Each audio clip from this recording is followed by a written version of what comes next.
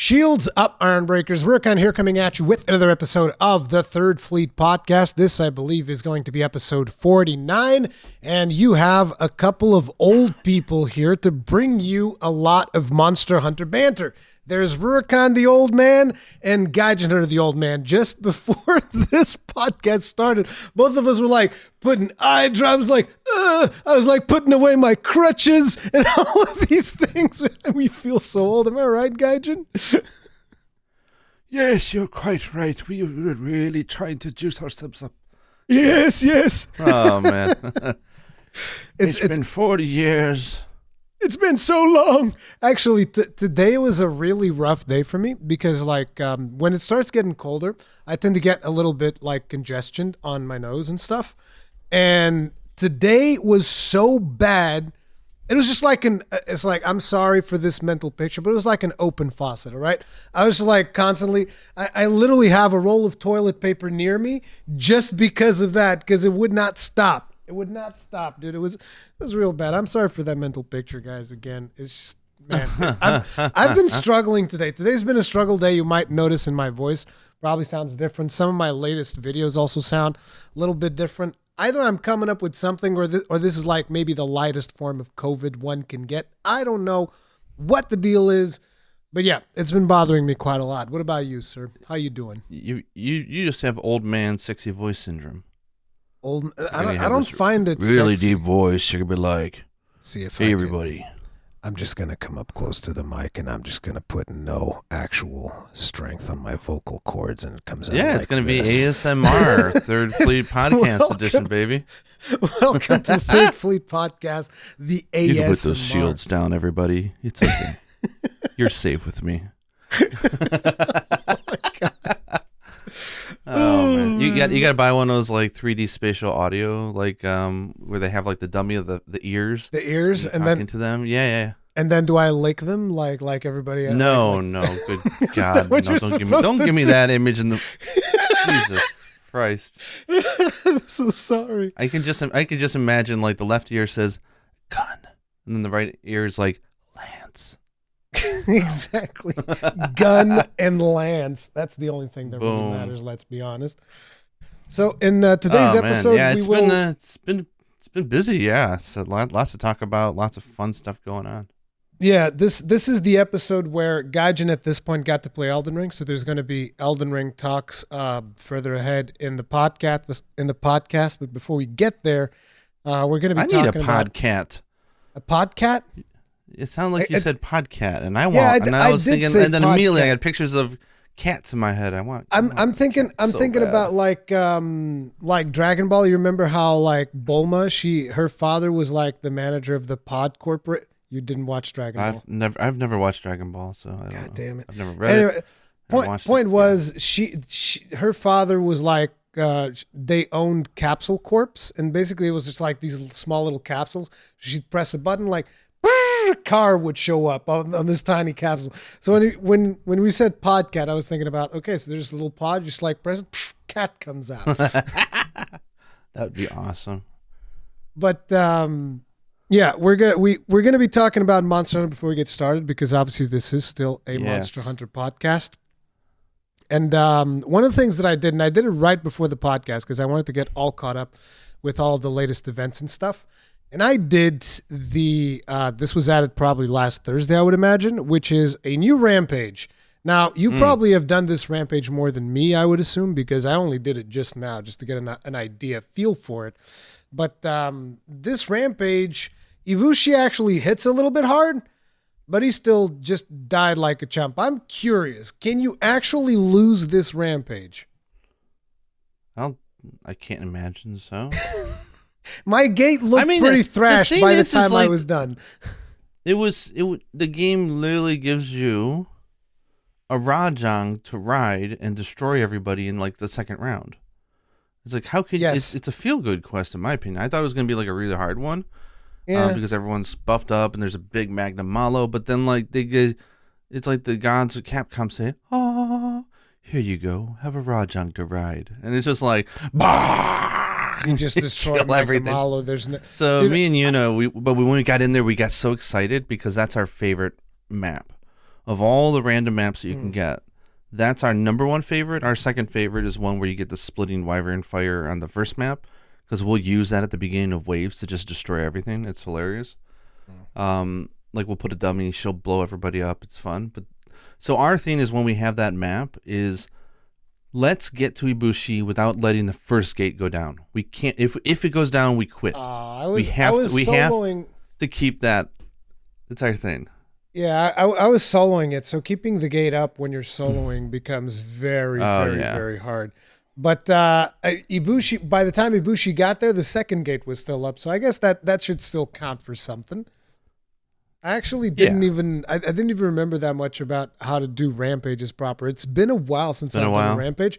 Well, it's been a while since I had a light bowgun in my hands, and oh my gosh, does it feel But I good. completely destroyed it. It was disgusting the way that I destroyed that rampage. It's just like I destroyed everything that came through the gate, like no problems whatsoever. Then Ibushi showed up, and I was still able to clip him with the first Dragonator. Because he was actually like coming across and like serpenting around in the ground. I'm like, are you going to come through the ground? All right. Just like eat this Dragonator on the way out. So I still got used to the first Dragonator, which I thought was like, oh, that was cool. But one of the things that I noticed is that when you do splitting wyvern shot, if he's in his ultimate, it doesn't matter. Doesn't stop him. The rocks still go through, because like the first time that he did it, I'm like, yeah, I know how to do this. I go to splitting wyvern shot, I take the blast, and it's like, yep, that did 9,000 damage and did absolutely nothing for his attack. I was like, oh, all right then. And I actually went in with the gun lance, but like friggin' wide shelling gun lance actually feels really good in rampages, because you can get stuns. You actually deal a lot of shelling damage. You pop the friggin' what's it called? The counter gong. It's like, forget about it. Like every shell was like upwards of 400 damage. I'm like, this is good. This is good. Like, see, this is all you need to do to fix gun lance. You just use the counter gong. Gun lance is fixed. Yeah. Problem solved. We need a portable counter gong just for gun lances so they can get more damage. So that we can have another buff that we have to manage on top of ground splitter. Because that's not enough. Yeah. So now you need ground splitter, and then you need counter gong. Yeah, I showed you the final screenshot from when me and Yuna did it, but we never got to hit it with the split. Like it died in the middle of its ultimate. Because he gets in with two people, he usually dies at the gate. He doesn't even get in the last area if you do it right. Yeah. And so he breaks the gate, falls down, gets almost killed. Then he goes over to the main gate, immediately goes in to do his little spinning rock thing, and then he just died. And we didn't even get the splitting wyvern fire, and Yuna was all upset. She's like, why are you gonna die on us like that?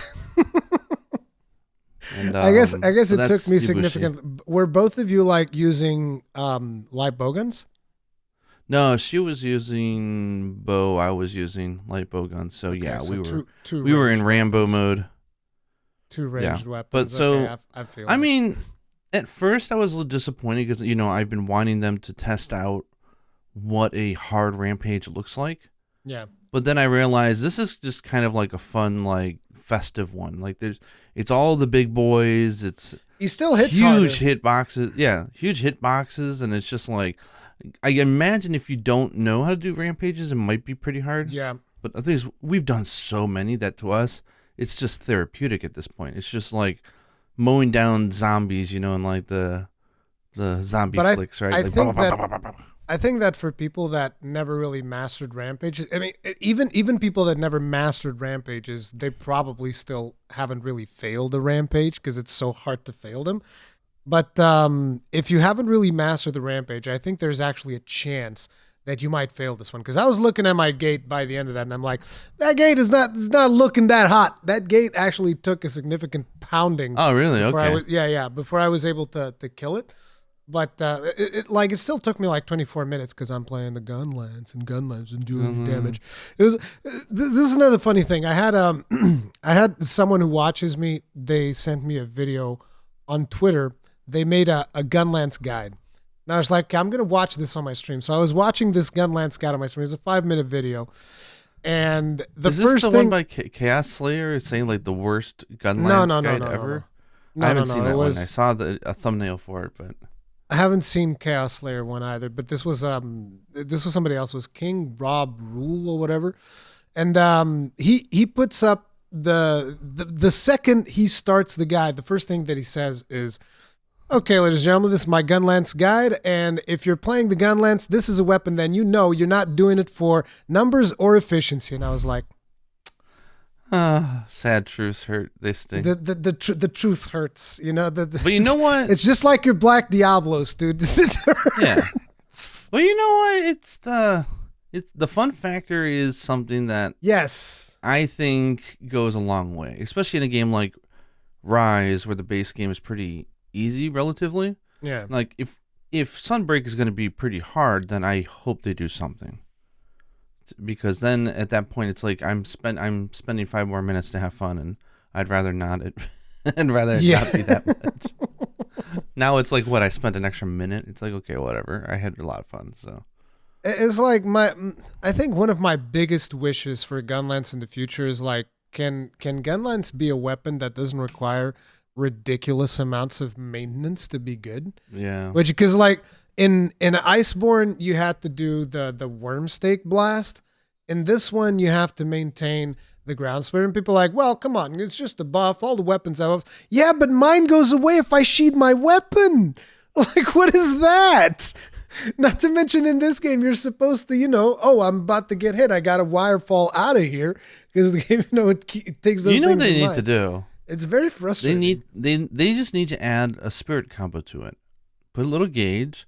And add a new blast that you do, and then when you finish it off, I'm so scared. It goes up to white, then it goes to yellow, then it goes to red, and you can maintain it. Dude, I'm so scared when you say put another gauge next to it. Yeah. I just think I'm just saying let's just make it a long like sword. Vietnam flashbacks of the heat gauge. And I was like, no.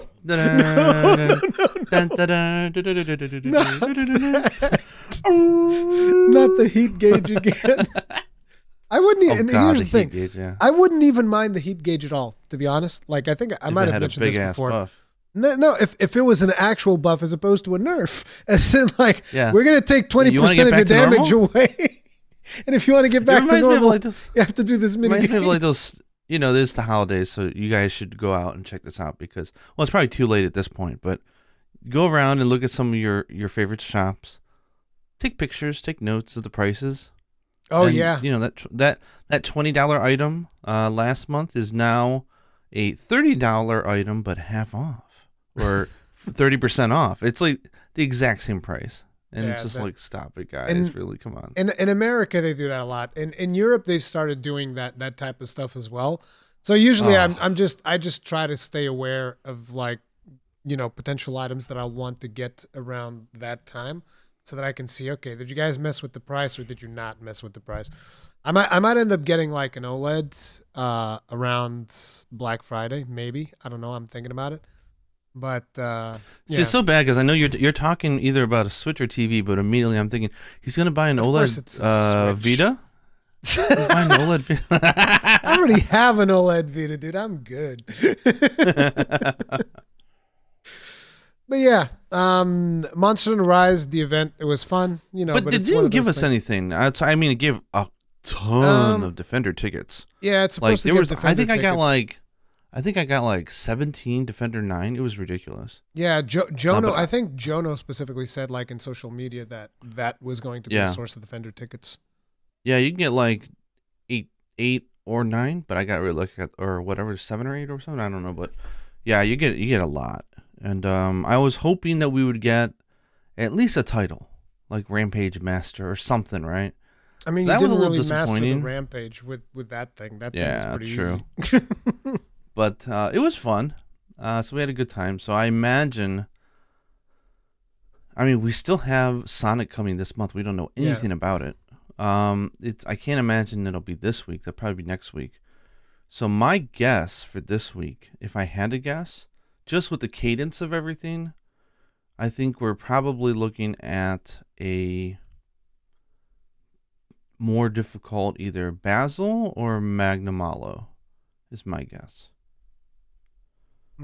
But I'm hoping that when they do Magnamalo that they give him the advanced tag and they just go all out.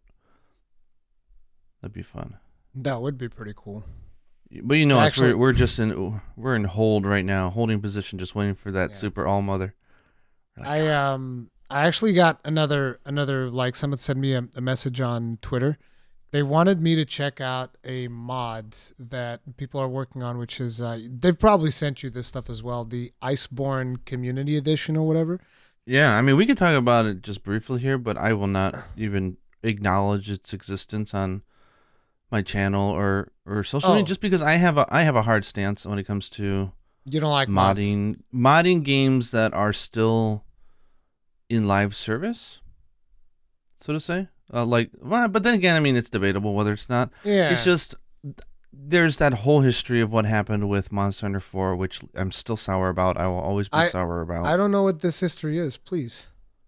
Well, the moment someone came up with a way to make custom quests, which I understand was just to have fun, right? And that's cool with your friends, it immediately opened the door to malicious intent, and so Oh. people would go online with a hacked quest without telling people. Then immediately they became HR 999 afterwards, and then from that day they no longer had any. They had Oh. nothing to look forward to unlocking anything, and they looked like a God. cheater, and it was just a really bad issue. And so I put a hard stance and said, you know what? Mods can be a good thing. Like, for example, World had that mod where the shinies were like really bright. Yeah, made it Capcom easier. basically said that's a good idea, and they put it in Rise.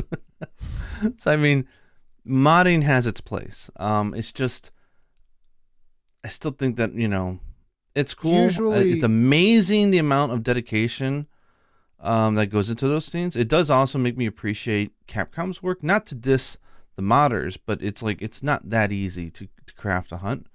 But they're doing amazing work, and it looks really cool. And I do enjoy yeah, seeing the videos. It's just I just would rather not touch the subject when it comes to my social media or YouTube, yeah, just I get because it. of complicated feelings. But how about you? The the the thing with me is that I've never really been too much into mods. Like it's not that I'm against them or anything, but it's just I don't know, there's something about me playing a game and then if I apply mods to it, it kind of like takes me away from the experience. Like I've done that with some games. Like people would tell me like, oh, you should try out this. I think the last one that I tried was a mod for Dark Souls 1, which is Daughters of Chaos. And specifically in Dark Souls, it makes it harder for me to enjoy the game because the thing about Souls for me is I have that first experience where I have no idea what's around the corner. But once I know what's around the corner, and then suddenly that thing changes, I'm like, Hmm. I don't know. It's weird, and I don't know. My brain doesn't like it. It's like because I've beaten this game, I've done this thing, and then suddenly things are different and things are in different places, and it's really weird. I don't know. I think it's a me thing. I'm kind of weird when it comes to mods. But anyway, I checked out the video specifically about the gun lance because they were like, "Oh, you got to check this out," and so they did something which was the Omnilance, and I love the design philosophy of the stuff that they've done to it. But at the same time, I'm looking at wake up hits of 2,000 damage, and I'm like, that seems like some great sword levels of wake up damage. That's Yeah. weird. I don't know what to say about that. It's like that's some crazy stuff. Because like they buffed the gun lance so that every hit would count like if the wormstick blast is there. And I'm just Oh, like, okay. okay, yeah, I get it. So that we don't have to use the wormstick blast because wormstick blast is a goddamn pain in the ass. Nobody wants to use it. It's annoying. But it's like I was looking at it and I'm like, it's really good design because the way that they did it. So like you know how wide has less shells. So what they did is like it's okay when you shell, it just eats two shells, and so you still have your six shells. But when you shell, it eats two, so therefore you still get three shots, but you get the damage of wide. And I was like, that's actually really cool because you can use the gun lance with all three styles. You can charge them, you can do poke shell, you can do full burst. And I was like, that's awesome. I love the design idea, but every time I looked at the numbers, I'm like, dude, I'm gonna jump into a hunt with this thing and I'm gonna feel like I'm cheating. It's just gonna legit feel Well, like I'm cheating because I'm just gonna jump in there. It's like, oh, look at all this damage I can do, and I can play with friggin' charge shells, poke shells, full burst.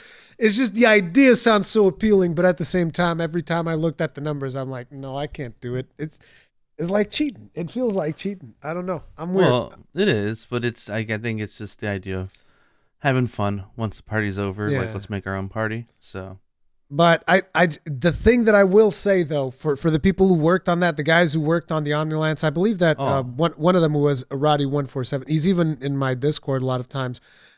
I love the design of what you did with the weapon. I love it.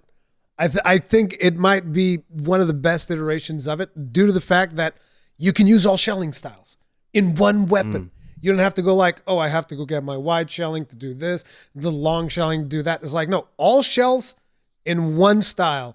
And I was like, that's cool. I think that's really cool. They also implemented the guard reload. And that was another thing that I was like, okay, look, you guys implemented guard reload, but you are extremely generous with those frames. Because I was watching their video and they'd go like, the animation was over, Tigrex would roar and it would block, and I was like, I don't know about that.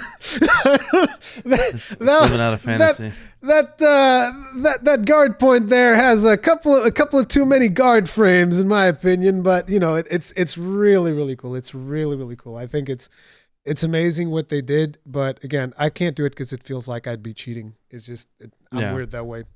I'm wired wrong maybe in my brain or something. Yeah, but keep up the great work, guys. I haven't seen any weird malicious things, and people have interesting ideas, and it's a lot of hard work. So like somebody did like a white Fatalis mod or something in World. Yeah, I saw like, that. Crap, that's insane. Yeah, there's a Crimson Fatalis one. Yeah, as well. There's some really. But if anything, those hunts told me it's like, I mean, they were cool to watch, but it also like it starts going into like Monster Hunter Frontier levels. And so, like, I'm kind of like, yeah, and I'm kind of like, yeah. If they did add those monsters, they would have to. I would want them to make them extremely different, like officially, if they were to add them, because they're just so similar, and just having huge AOE's everywhere is just kind of like, okay.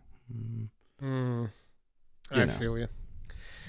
So, oh wait, I didn't get to check out the footage from last podcast. As I know you put on. Hunting footage, but how did your ordeal with the Arzuros go?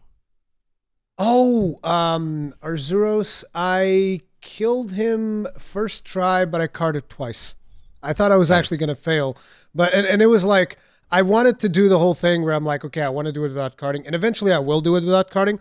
But the thing was, this was very close to the Elden Ring thing starting. Yeah, when you got to get done. Yeah. I was super focused on Elden Ring, and at the same time, I'm like, oh yeah, let me just play Monster Hunter for 3 hours so that I can get footage for this podcast. Which is why I'm sorry, but for the podcast, we used I used some footage from like an old live stream as well, mixed in with fresh footage. I still played for like well over an hour of brand new footage to put on the podcast, then I grabbed like the rest of it off of a live stream to fill it up. Some people liked it. Some people didn't like it. And all I can really say is like, look, if you don't want gameplay footage in the podcast, because I plan on continuing to do it because I think it's more fun. People get something to watch, you know, you get to see me fail at Monster Hunter, whatever. But if you don't want to watch it, there's a chance of you like, you know, just minimizing the window and listening to it. There's the audio version, which I've been trying to release at the same time. I'm doing my best. Sometimes I forget. I'm sorry because I'm working on so much content, but I'm doing my best to release that at the same time. And you know, there's also, because I know that some people have problems with limited bandwidth, lower the quality. I think the audio only starts to suffer if you go below 240 or something. Then the audio starts to suffer. But up until 240, I think are pretty safe. So you know. Those are the options. I want to do gameplay in there because I think it's fun. As a matter of fact, there's probably been gameplay in the background of this one. But I won't put sound on it because that will be like too distracting for the, you know, if it's also very much an audio experience. But I like the fight a lot. He punishes you really hard. And I felt like that fight really accentuated some of the weaknesses of the Gunlance because I mean, you know me, my fighting style is like, I take chances. I take every chance that I get.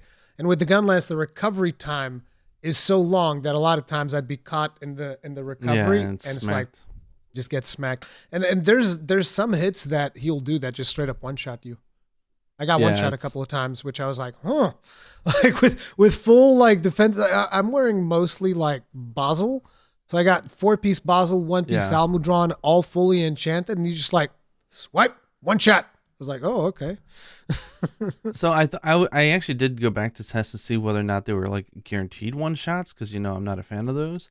Mm-hmm. If you grab the Spirit Birds, and you get your defense boosted, you can survive the attack. So that's good to know. Yeah. I figured as much. It's just I don't usually go after all the Spirit Birds and whatnot. I just run after the target and go to town. But it was a good fight. I think that fight is pretty fun, and it's a fight that I want to revisit when I have some more free time to actually get it without carding. But yeah, pretty cool. What did Yuna think about it? The Arzuros, or the Arzuros. Oh, she really enjoyed it. She had a good time.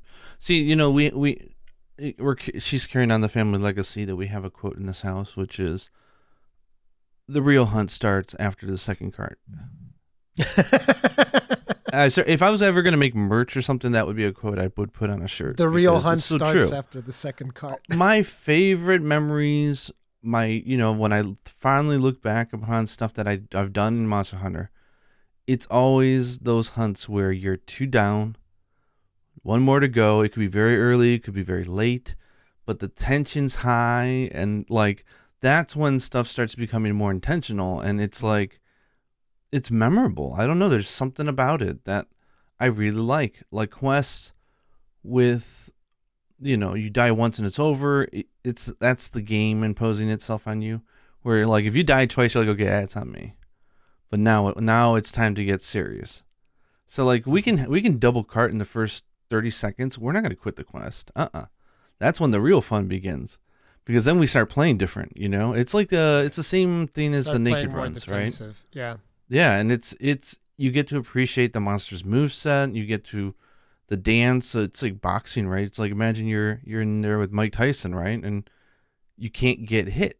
So it's like, how do I approach this in a way that it's not going to take me too long, but it's not going to slaughter me? And it's just so many good memories of clutches, like, oh my god, if you did not pop that life powder, I was gone, or like, it's just really fun time. So I really do think that, I know some people, they can't stand that tension, but I love it. Like, I get all giddy when we have 2 carts in a hunt.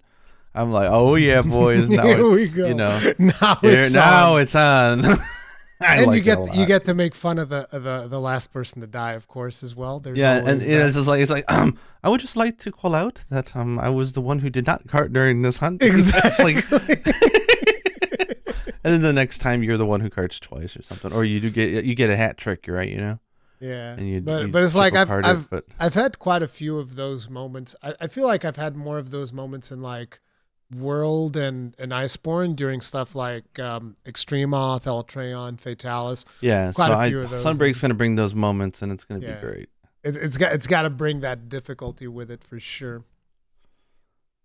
So, in the meantime, earlier today, this was actually during my stream. People were calling out, "Oh, Rurikhan is like the nominees for the Video Game Awards have been announced." And I was like, alrighty then. And I checked out everything live, and I looked at all the games. And okay, so I got to go on a rant. I got to do it because this is always the same thing. We're not going to go through everything because that would be its own video. We're just talking specifically about Monster Hunter. And it's like, the first thing that I got to say is like, listen, mainstream media. I get it that you guys don't get it. I get it. I understand. I understand that you guys don't understand. But listen, Monster Hunter, okay? Monster Hunter is not an RPG. It's just not an RPG. Like, you literally put Monster Hunter, dude, they literally put Monster Hunter in the same category as Tales of Arise. And it's like, it's just straight up competing in the wrong category. Do they have a category for action RPG? No, they have a category for action games, which is what Monster Hunter is. It's an action game. I'd say if they don't have action RPG, it should be an action. It's just action. It's an action game. Let role-playing games have their own category. Exactly. Like, it doesn't make it. It I'm really not playing as blah me. blah blah of blah blah blah father to blah blah blah. Like you're not a character. Like your avatar is not really role-playing, is it? I mean, I guess it is, but it's like it's like weird. To me the thing that and in 2018, Monster Hunter World won the award for best RPG of the year, and I'm just like, it's not even an RPG. And JRPGs get snubbed all the time when it comes to awards. So yeah, they do, dude. It's like stop! Don't make Monster Hunter the culprit here. It's not their fault. It's just such a weird thing, and the fact that like Cyberpunk is getting nominated for awards. It's like, dude, okay, look, I understand if people liked Cyberpunk, but it's like real best RPG? I don't think so. I guess it might have been some serious slim pickings this year, but Jesus Christ. I mean, they still haven't released the actual like current gen versions, have they? I don't know. Like the PS5 and Xbox Series. I haven't followed Cyberpunk. Cyberpunk was I will say that some of the hate was overblown. Like there's some good of course. nuggets in that game, but you have to acknowledge it came out and it was like the biggest disappointment for many people. There's a difference between there's a couple of good nuggets in this game and this is one of the best games that came out. Games of the year. There's a bit of a distance if between you didn't those buy it, two you should regret it. It's like, and it got nominated for like a bunch of categories as well. I was like, this is some weird stuff going on here. It's some weird stuff, but I never understood these things. Yeah, it's like the what are the Academy Awards? I don't get them. I'm gonna vote. Contest. I'm gonna vote for Monster Hunter Rise for best RPG, which it's 100% not going to win this year. Like I don't believe it'll win. Because quite simply, again, it's competing in the wrong category, and it's like World made a huge impact, so that's why it won, because it was just like this big thing. Nobody knew about, not nobody, but like a lot of people didn't know about Monster Hunter before World, so they were just like, oh my God, this thing's amazing, and it won out of almost shock factor, right? But right now, it's just straight up competing in the wrong arena, and I don't think that there's any scenario where it wins. I think that most likely Tales of Arise or Shin Megami Tensei will take that award. It sucks that Monster Hunter Stories 2 wasn't put in that category, because I really think it was such a good RPG.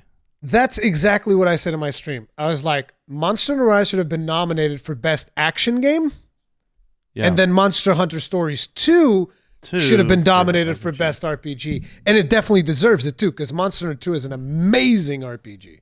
It's really, really good. I loved Stories 2. Yeah, so that felt weird. Eye rolls and groans.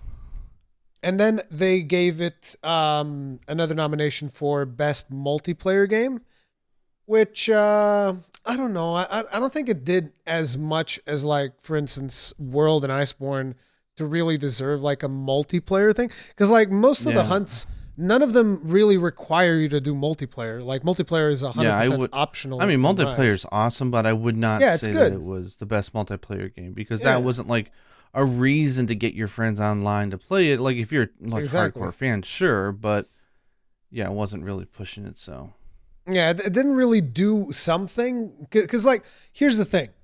People need to understand one thing whenever we're talking about these types of things, is that there's a difference between something being good and something being the best.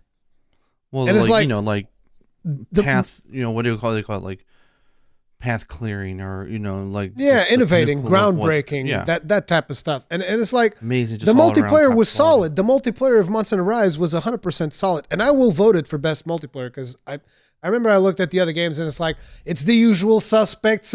I even said, look, 3 of these games are literally the same game. It's like, listen, it's Fortnite, it's Apex Legends, and it's Call of Duty Warzone. This is literally the same game. It's just like a same game with a different skin. And in one of them, you can play Minecraft. That's the difference between those 3 games. You know what they should do? And I think this would...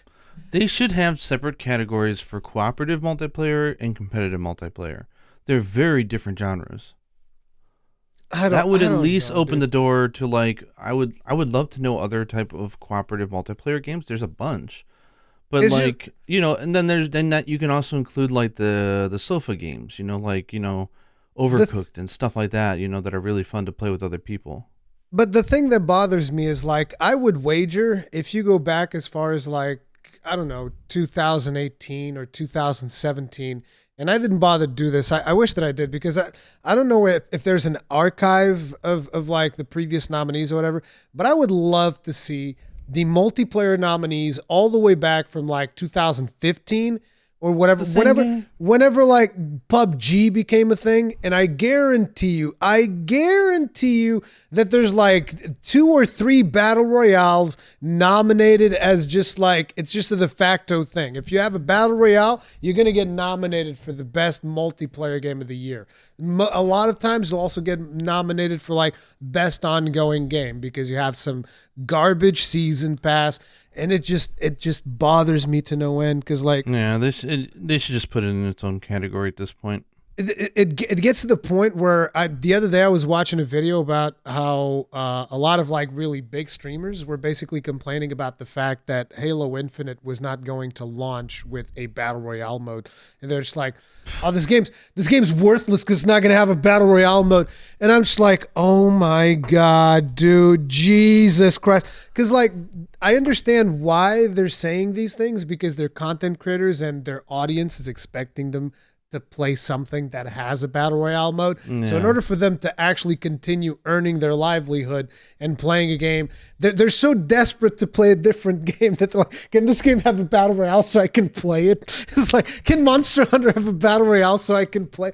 It's like, Jesus Christ. I don't think. No, I did play Apex Legends. I did play it when it came out because I was curious about it. And I won the first game that I played, by the way. The first game that I played of Apex Legends, I won. I was in the winning team at the end.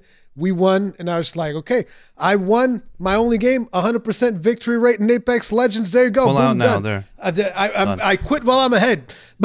Undefeated. Undefeated in Apex Legends. How many of you can say that, huh? Yeah, exactly. But it just feels to me like the industry is definitely staggered when it comes to multiplayer because of that. Because it is a good spectator thing. People think it's exciting and all that. And, they're going to keep making more in order to feed the industry of like Twitch and whatnot. And Twitch has kind of become, like we've talked about previously, like this measurement of success that to me makes no sense whatsoever. Because in order for a game to be good, it does not need like a Twitch audience or a massive YouTube audience or whatever. But, it's nowadays. Yeah, I'm trying to remember now what it was, but there was something where I saw a tweet talking about. I can't remember if it was a fan thing or an official thing, but it was talking about like the top games. But the metric that was used was hours played. I don't know if it was a Steam thing or whatever, but it's like, here are the top games. And it's like, but they're basing it only on gameplay. I'm like, if an 8-hour game blows me out of my mind, Yeah. that is still better than a 100-hour game that was kind of fun to mess around with, or like okay half the time. So I do not think that gameplay time is also a metric that we should be focusing It's on. not. It's like the example I love to bring up is always back in the PlayStation 3 days. I bought Vanquish on release because I was super excited for what I'd seen. I played the demo and whatever, and I was like, dude, this game's amazing. I love it. And I played Vanquish, Slip and slide. and I think it lasted me anywhere between 10 to 12 hours. And I paid full $60 price for it, and I don't regret it. To this day, I don't regret it.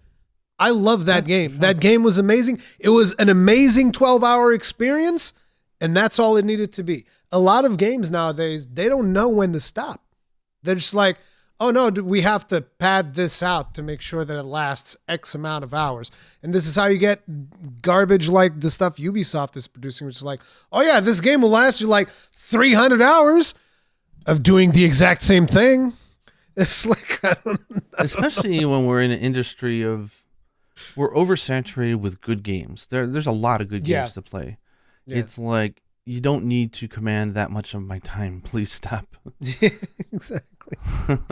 It's like you get like a couple of games that you like consider maybe your main games, and then everything that comes on the side, those have to be like smaller experiences. Otherwise, it becomes very hard to consume everything. You know, it's weird. And by the way, speaking of, dude, listen, how's that 14 situation going?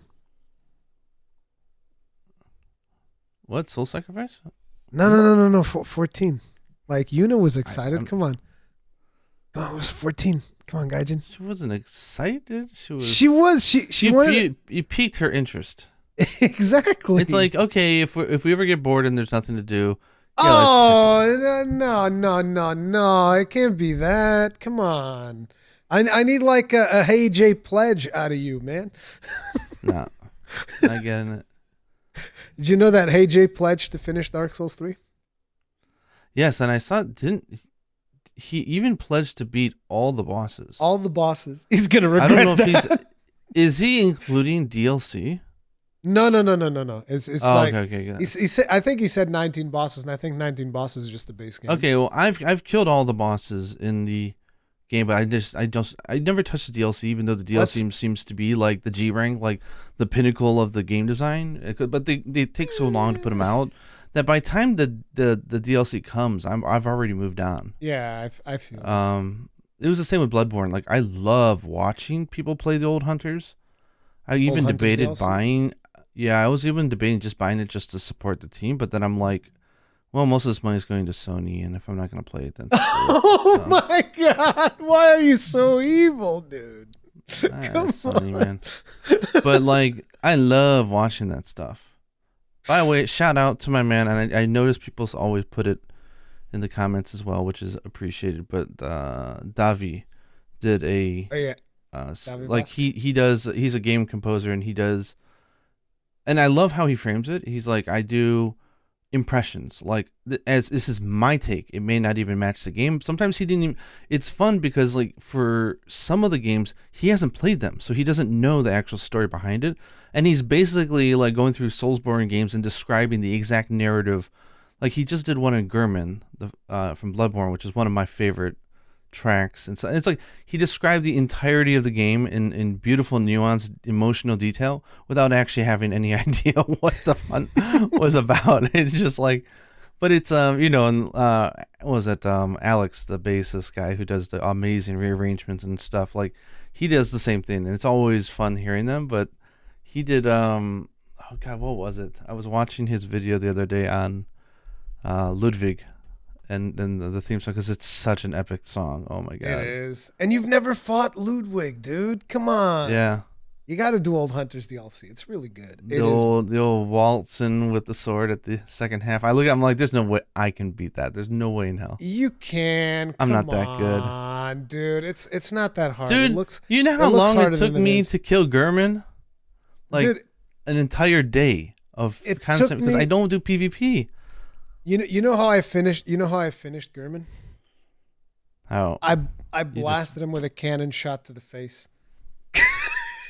Disrespect. The first time was funny as hell, because like I looked at his health, like, he doesn't have any more. You don't have enough health. I pull out the gun, bang! Just like blasted him right in the face. It felt so good. I was like, hell yeah, dude! Woo! That was amazing. I can't. I'm so half awake. I don't even remember why I was transitioning into music. Like, what was the topic we were talking right before? You were talking about Davey. We were talking about Davey Vosk, and it's like like right before that.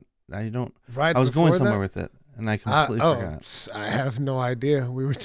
We were talking about like Souls. We were talking about Hey Jay and his pledge to kill all the bosses in Dark Souls 3. Okay, and yeah, there's one boss in there that I don't want to mention in here because I don't want to like spoil it for him. But like, there's one boss in there that he's gonna regret that pledge. All I know is there is what I feel proud of, because I do not think that I am a particularly gifted Soulsborne player at all. I mean, heck, Father Gascoigne. He probably Father killed me 200 times. Father Gas. That man destroyed my soul. Like, even worse than the cleric beast. Like, he was a wall for me, like a hard wall. And so, like, and Gurman took me, like, gosh knows how many hours to beat.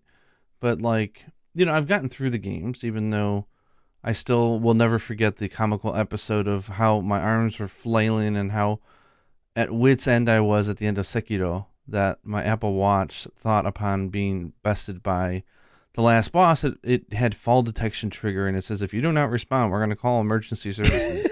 A fall has been detected. I'm like, a fall has not been detected except for, like, the fall of my pride. I don't know. Like, I was so, oh my gosh, I must have been flailing or something like a kid. The final boss was actually not the worst for me in Sekiro. It was Demon of Hatred. Demon of Hatred was the worst thing. Him. I didn't even know how to cheese him. If I knew, I probably would have cheesed him because I was so frustrated. I think I spent like I don't know if it was like 4 hours on stream or something like that. First time I did him, and then I took a break and then I came back, and it was really funny because before we got started, like, people saw me leave the stream like really just like mad and frustrated. And so when I booted up the stream, I wasn't even on camera. I just started the stream, and then I put like the Street Fighter Ken music, because it feels like for some reason there was like a remix with guitar of it and whatnot, and I just put that. I was like, and I was really getting into it, and then it's like, okay, let's go, and it was like, I don't know, second or third attempt or something like that, and I just beat his ass. Which again just reinforces something that I always say about Souls games. If you take a break and you come back, you'll come back like a million times. This is the best. It's the best power up you can get in a Soulsborne game is to take a break. Yeah, because it's as much as a mental game as it is a coordinated one with your hands and your eyes. A hand-eye coordination game. Yeah. Yeah. Once you start getting flustered, the game's got you, and they're just laughing at you at that point. Like, go ahead, try to dodge this one with your frantic stuff. It's like there's a reason why when you watch the world's best speedrunners in every category, they're like super chill. They're like, okay, that was cool, and they can look at chat while they're doing speed runs. It's because they're not letting their nerves get to them. I mean, granted, in the final minutes, they get, their heart must be pounding, but it's crazy. But no, but I was gonna say, I am proud that the one boss that I actually found one of the easiest ones in Dark Souls 3 is one that all these websites are writing as being like the hardest one in the game, and I'm like, why is that? I mean, because it's interesting because like every boss is different, right? So it's like it just happened to be the boss that had the flow that I was attuned to, and so I found it very not easy, but it wasn't bad at all. And everyone's like, oh, it's the hardest boss in the game. I'm like, really? Did I pwn the hardest boss in the game with only like 3 attempts? If it's the hardest boss, it's our boy. It's our boy that AJ is going to regret having made that. I was gonna say, how do I confirm with you? Okay, you know what? I'll write it in the Discord. Okay, in our that private works. Chat, and then you tell me if I'm right. I'm pretty sure you're gonna be right. I mean, but yeah, we're keeping things safe so that AJ can watch the podcast, guys. This is how we're doing it. Oh man. Yep. Of course, that's the one, dude. Of course, that's the one. There's no question whatsoever. Yeah, and it's like, listen, the way that we're talking about it, I guarantee you that literally everyone that knows Dark Souls 3 knows exactly who we're talking about. It's just so weird because, like, I didn't think anything of it until months later when I was reading. Like, this is like one of the hardest bosses in the game. I'm like, no, it's not. I was stuck on like in like bad. Bloodborne. I was stuck at Rom forever. Like I thought that was the hardest thing. That's not normal though. Like I said, everyone said that was like the easiest boss. You just hit him. It's not the easiest boss, and it's also important to know that depending on when you played it and if you did like multiplayer in it, really funky stuff can happen in Rom. Okay, like for instance, if you like. I think I remember there was like a bug where if you turned the camera too fast or something like that, like you could get double spider spawns.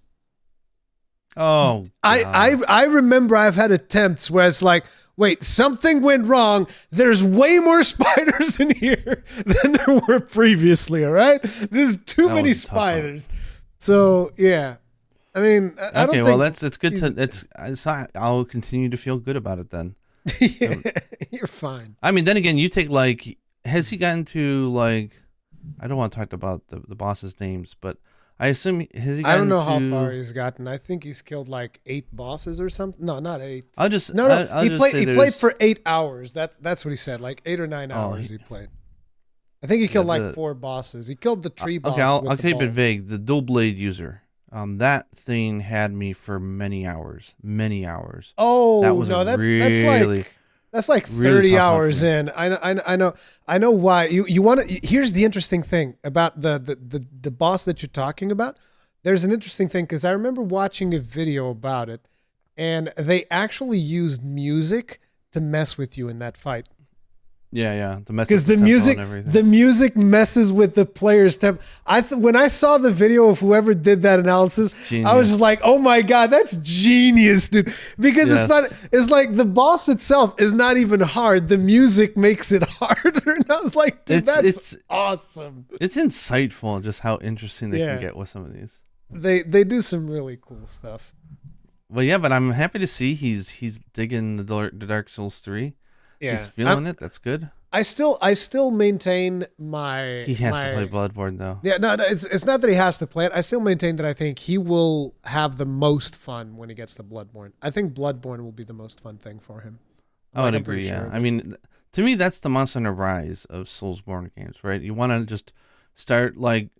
Well, the thing is because it's so focused on the action part, right? Yeah, it's so very much much less like on the super micromanagement, where it's like high stakes, just high action. There's not even I would almost say weight streamlined system. in a way. There's not even a weight system in Bloodborne. It's just like wear whatever the hell you want, equip whatever the hell you want. Doesn't matter. But I'll never forget like my first way through the very first stage when you get to the Cleric Beast. Yeah. Getting through that stage the first time was probably the successful run was probably like a 3-hour thing. I'm probably exaggerating it a little bit, but it was a long time. And then like once you know the game, it's like 3 minutes. You want to know? You want to know what is like of early Bloodborne? You want to know what's like my favorite thing of early Bloodborne? The guy behind the stairs. No, dude, it's the Kirk hammer. Dude, I love the Kirk hammer so much. It's still one of my favorite weapons in that game, dude. The fact that you get this little sword, it's pretty fast, pretty cool, and then suddenly it's like, now it's a big ass and smash everything. It felt so good, dude. God, I remember the first time that I'm just like, I pressed like, what is it, L1 or whatever and transform, just like smash. Oh, so good. And especially if you get like a visceral hit on a boss with a Kirk hammer, I'm like, yeah. But then the old hunters just like ruined me because they gave me the boom hammer. Boom hammer is so good. Boom. You've ever seen the boom hammer? I've seen, I watch a lot of videos of people playing. It's so good. I love the boom hammer thing. It's just like shink and enchants it with flames. It's so good. I just like things that go boom. It's very satisfying. I can tell. I like things that I can swing fast or have very long reach. What about things that go boom though? Those are the best. But anyway, yeah. Anyway, I eventually wanted to jump into Elden Ring, but I wanted to poke your brain about one more thing before we jump into Elden Ring, because this is something that is very near and dear to my heart, and it was a bit of a disappointment. This was actually yesterday that I streamed this game, and it's a game by Platinum Games, and you know what Platinum Games tends to do, right? They're like freaking Bayonetta, Vanquish, Metal Gear Rising, Nier Automata, like all of these. They're a studio. I still maintain that they are better when they have an external creative director. Oh, okay. Because I think their execution is fantastic from a gameplay standpoint. They are absolutely industry leaders in certain ways. However, their storytelling generally I'm not a fan of. Just their general, I think they're so nerdy. I don't mean that in a bad way. Yeah. That it's just I don't think their games generally have a mass appeal. Like you like Vanquish was a great game, but yes, you try to tell me what that story was about. I don't know. Like who cares? Interestingly enough, I think it was about some Russian guy who wanted to do, it was like Russia versus the United States, and then it was like some kind of like space war, and he had like a suit. Yeah, I don't remember much of the story either. Yeah, so to me, Nier Automata was like, yes. Like when they give them a good creative director, let them execute. Oh man, are they good? Yeah. Anyways, go on. So Platinum Games, I'm very familiar with them. So Platinum Games, a while back, they announced this game that they've been working on with Square Enix, which is Babylon's Fall. Ever since they announced it, I'm like, dude, I love Platinum. Platinum's amazing. I can't wait for this game. It's going to be great. And then eventually they come out with another trailer, and I'm just like, game looks significantly worse than it did last time, and now all of a sudden it's a live service game, and I was like, I don't know about this. And then I was listening to like translated interviews, so I always kept that thing where it's like, hey, maybe they're mistranslating it, but they were talking about like their plans for the monetization of the live service aspects of the game. They were talking about selling levels, as in like, levels that you play on, and I was just like, this looks so bad. So I actually, when this happened, I was like, okay, so here's what I'm gonna do. I'm super passionate about Platinum Games, so I actually want to sign up to like play betas and give feedback and all this stuff. So I signed up. I signed up for like all of the things. Doesn't matter. I never got like an invitation to anything or whatever. But recently, Square Enix was kind enough to send me like an email, and they were like, hey, do you want to test Babylon's Fall? There's a closed beta happening. And I was like, yeah. I'll test it. I want to see what it's all about. And they would let you stream and capture gameplay and whatnot. And I was like, okay, this is perfect. So I played it yesterday. And yeah, it's not good. It's like, I don't have a whole lot of good things to say. It's like it's got a lobby system somewhat similar to like Monster Hunter. So you're in a town, and then you go to a quest board and you pick up a quest, and the quest is like on this tower that you're constantly going up the tower, and things get harder. And when you pick up the quest, the game randomly pairs you up with other players or not. It was weird. In the beta, it was real weird. Because, like, you'd press the button indicating that you were ready, but the game wouldn't send you on the quest. It would wait for a while just to see if other players would show up or not.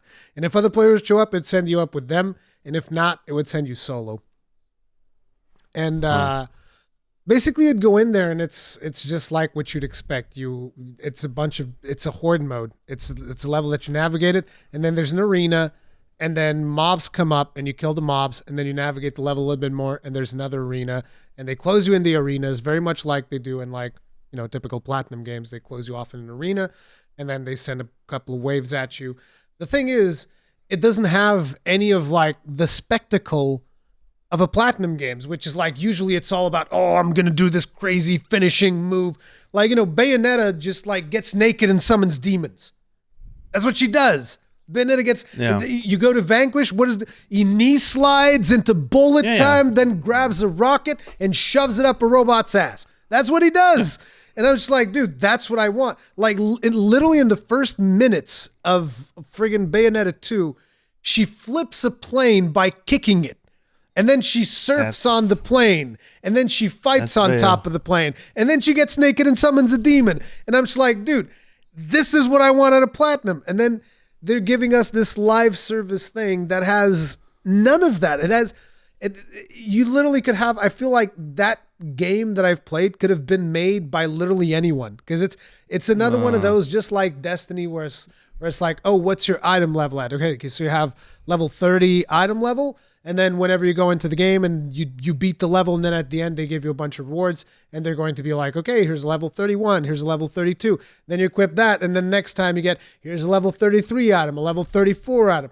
Then you equip that, and then it's just that infinite, gear grind. And it's like, what they should have been working on was God Hand Online. That would have been better. Maybe, I don't know. The thing is, like, it's weird because Platinum Games strikes me as the studio that is really good at arcadey like games, if that makes sense. Yeah. Like it's one or two, generally one core idea for gameplay. It's always gameplay based. It's like we have this one really cool thing that we're going to do in gameplay, and everything's going to revolve around it. And we're going to craft like an 8-hour arcadey like experience with stages, and it's going to evolve, and we're going to explore that concept. It's I love these like single core concept games, like you were saying, Vanquish, you slide and you shoot stuff. In this game, you do that or whatever. Like they're really good at executing on that. And I remember reading interviews of how like they'll come up with like the core. What is it like? Key visual that encapsulates the core one thing that they want to achieve with the game, and they will plaster it on the walls of the dev team. And so at every time they come up with new ideas, because they always have ideas, of course, they look up at that art and they go, "Does that fit in there, or are we thinking about a different game?" And it's all everything goes into that one concept, and so I just never see them. I don't like, even with Anarchy Reigns, it was another one of those things where it's like I don't think like these smaller scale arcadey type games are really their thing. Because they've got to have a hook, right? Like, and that's what they're good at. So it sounds like this game doesn't have any hook at all. I mean, it's got some hook in the form of like, so the way that their weapons work is, so imagine Monster Hunter, except you equip 4 weapons instead of 1. That's too much for me. But the way that it works is like, so they get bound to different keys on your controller, different buttons. So like you'd have a weapon that is bound to L2, another weapon that is bound to R2. And these are like special attacks. These weapons you'll summon them and do like a special attack with those weapons. But you can equip the same weapons that you would equip on your L2 and or R2.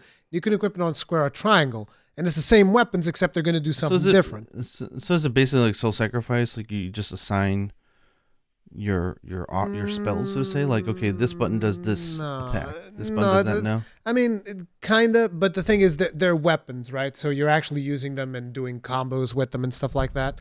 But depending on where you put them, they're going to do something different. So you put like a sword in square, it'll do a different move set than if you put it in triangle, because square is light attack, triangle is heavy attack. So you can kind of mess with that system, and that system is good. It's fun. But it just feels like, it feels very uninspired, all of the other things that go around it, right? Because the combat can feel fun for a little bit, but then it's like, okay, but these are exactly the same enemies, and these bosses are stupid as hell, because they basically have no AI. Like, literally, if you just pick up a bow, which it's a weapon that you can get in there, and you just like stay at ranged, the bosses are like, well, okay, I guess we don't have any challenge for you. Like, I would literally just like walk backwards and shoot, and they couldn't do anything. They would do like their attack animations, and I'm like, okay, but I'm all the way over here. And there's like, I'm so mad and I'm enraging, and I'm just like, I'm still all the way over here. It's not a problem. I don't care. And then there's like a serious online balance. Only co-op multiplayer experience. Yes.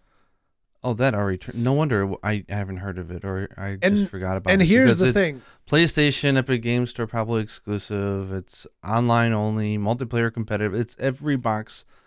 That I don't care about. Wow. And here's the thing: the game is clearly designed for you to play in multiplayer, because solo, the levels feel like a bit of a slog. Even if your gear is up to snuff, they just feel like a bit of a slog. So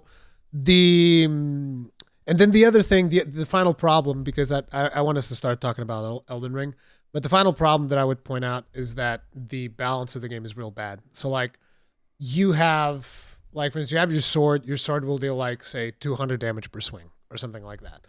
You have your bow, which will deal multiple hits of like 50 per attack. And you have like a hammer, which will deal maybe a little bit more damage and whatnot. And then you have this staff. And let me tell you something about when you put the staff on the magical spot and you just charge it, that thing will deal upwards of 8,000 damage. It's just like, what? Did someone leave the dev mode on or something? And that's not all, because when you do one of those big beefy staff attacks, it also puts something on the ground that buffs you. And I'm just like, wait.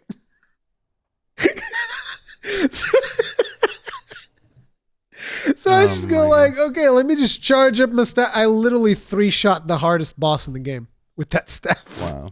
I mean, not in the game, but the hardest boss in this beta. Here's the thing. I 3-shot it, and people are like, okay, so you had an overpowered staff. No, because the level that I was doing was geared for level 40. My staff was level 39, and I still 3-shot that boss. Now imagine if I had a good staff when I went there. We would have like 1-shotted the damn thing.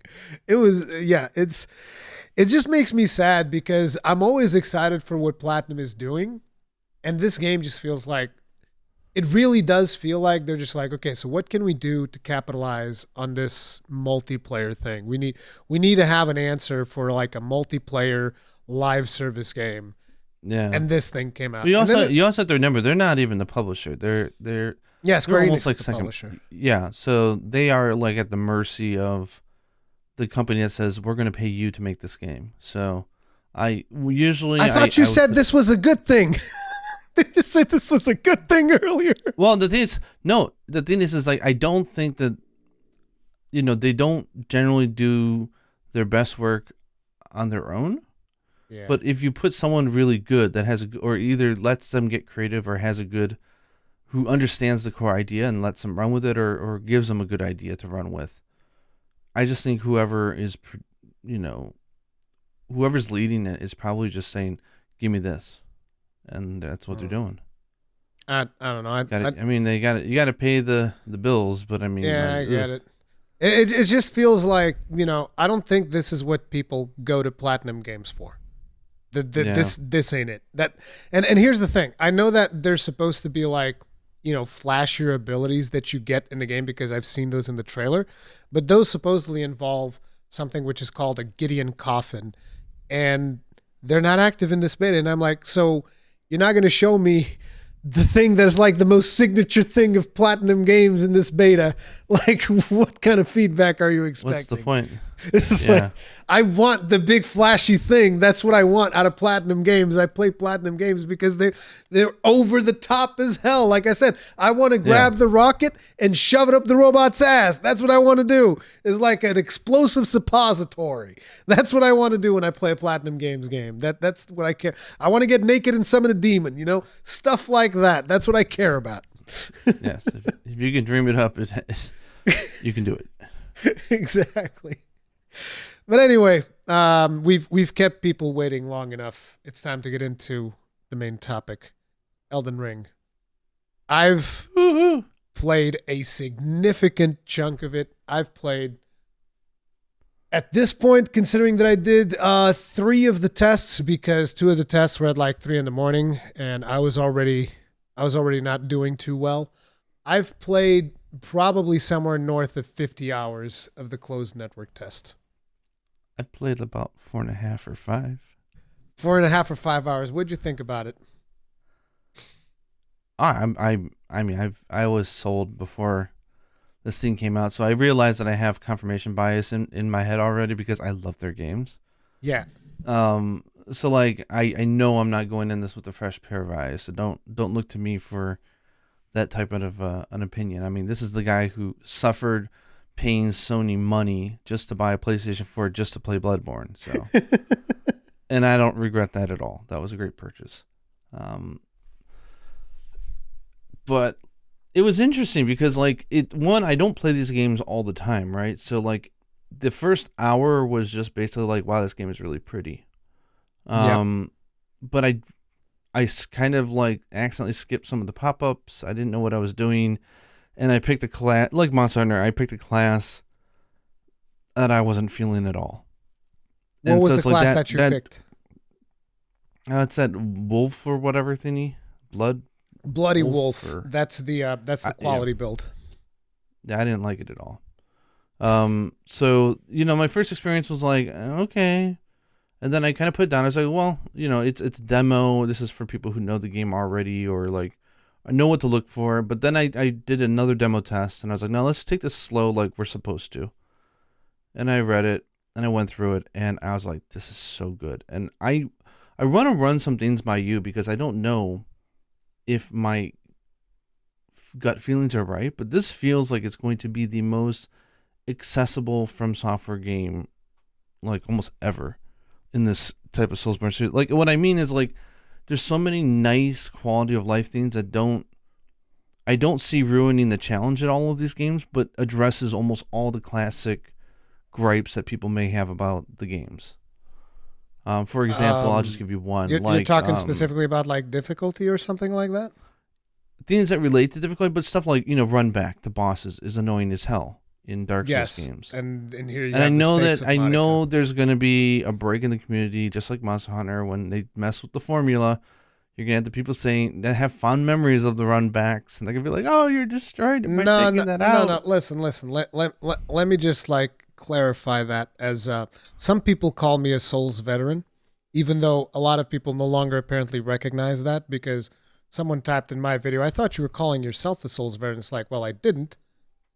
But considering that I've played all the games multiple times, I think I'm entitled to if I want to. But anyways, besides the point, is like, let me just make the point right here. Running back the bosses sucks. Okay? And it's like, if it's a simple run back, that's fine. You know, even if it's got a couple of enemies on the way, that's fine.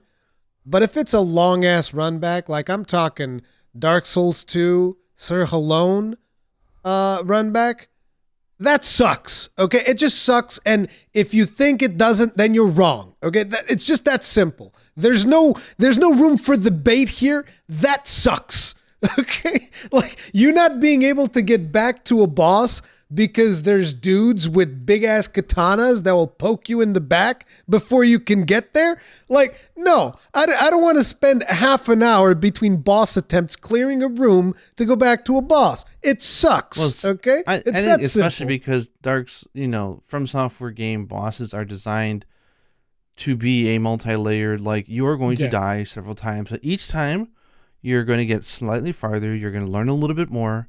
Sometimes you'll get really bad runs because you get frustrated. Sometimes you'll take a break. You'll come back. You'll get farther than you ever have before.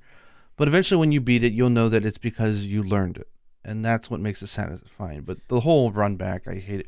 So they like completely fixed it, at least from what I see. Let me just tell you right now. The statues is so cool. Let me just tell you right now. There's still some running past mobs that you have to do in certain bosses. In Elden Ring, for instance, there's a boss in a mine. I'm not sure if you've went in there, but in that mine, you have to like jump off of an elevator to go to a platform to eventually find the boss. And the statue of Marika is all the way at the elevator, close to the elevator. So you don't have to walk too much, but you still have to walk past like 3 or 4 mobs or something and take an elevator before you can get to the boss. But it's like, that's fine. That's a perfectly reasonable thing. And it's not like those monsters are too fleet of foot. So they're not really going to stop you if you're just trying to run back to the boss. That to me is fine. And it's a good balance to strike. But like, if you want to make this big, elaborate run back to a boss, I don't necessarily agree that that's a good thing. And I said as much in my video. I don't agree with that at all. Yeah. So like the introduction of like the statues, which are like checkpoints, right? Yeah.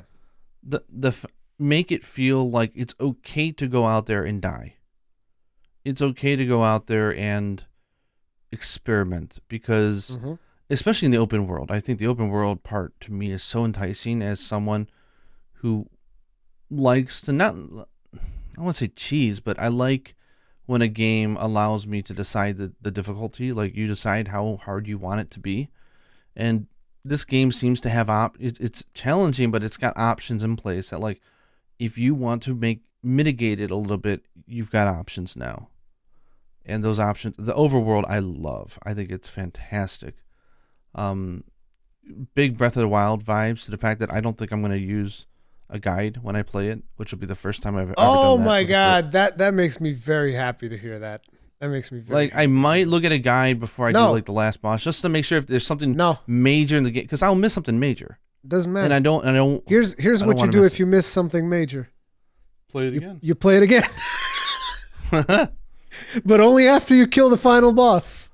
Then you play it again. Yeah. You don't but look it's up just guides. the feeling of discovery was there. It felt like the little dungeons in Breath of the Wild, and I'm not exaggerating, where like you just they have the right visual clues to like just hint ever so slightly that there might be something around the corner. The world is so densely populated with things to do and play around with that it doesn't feel like Skyrim, which I can't stand, or Elden Ring. It's like those big open worlds for the sake of being big, which was like my first impression of Dark Souls 2, was like, wow, run across this giant football field. Why? Because it feels cool that we're in a big, large area. No. I don't like that. But like, there's all these like, usually when we say boss in a Dark Souls game, like you're saying with Dark Souls 3, there's 19.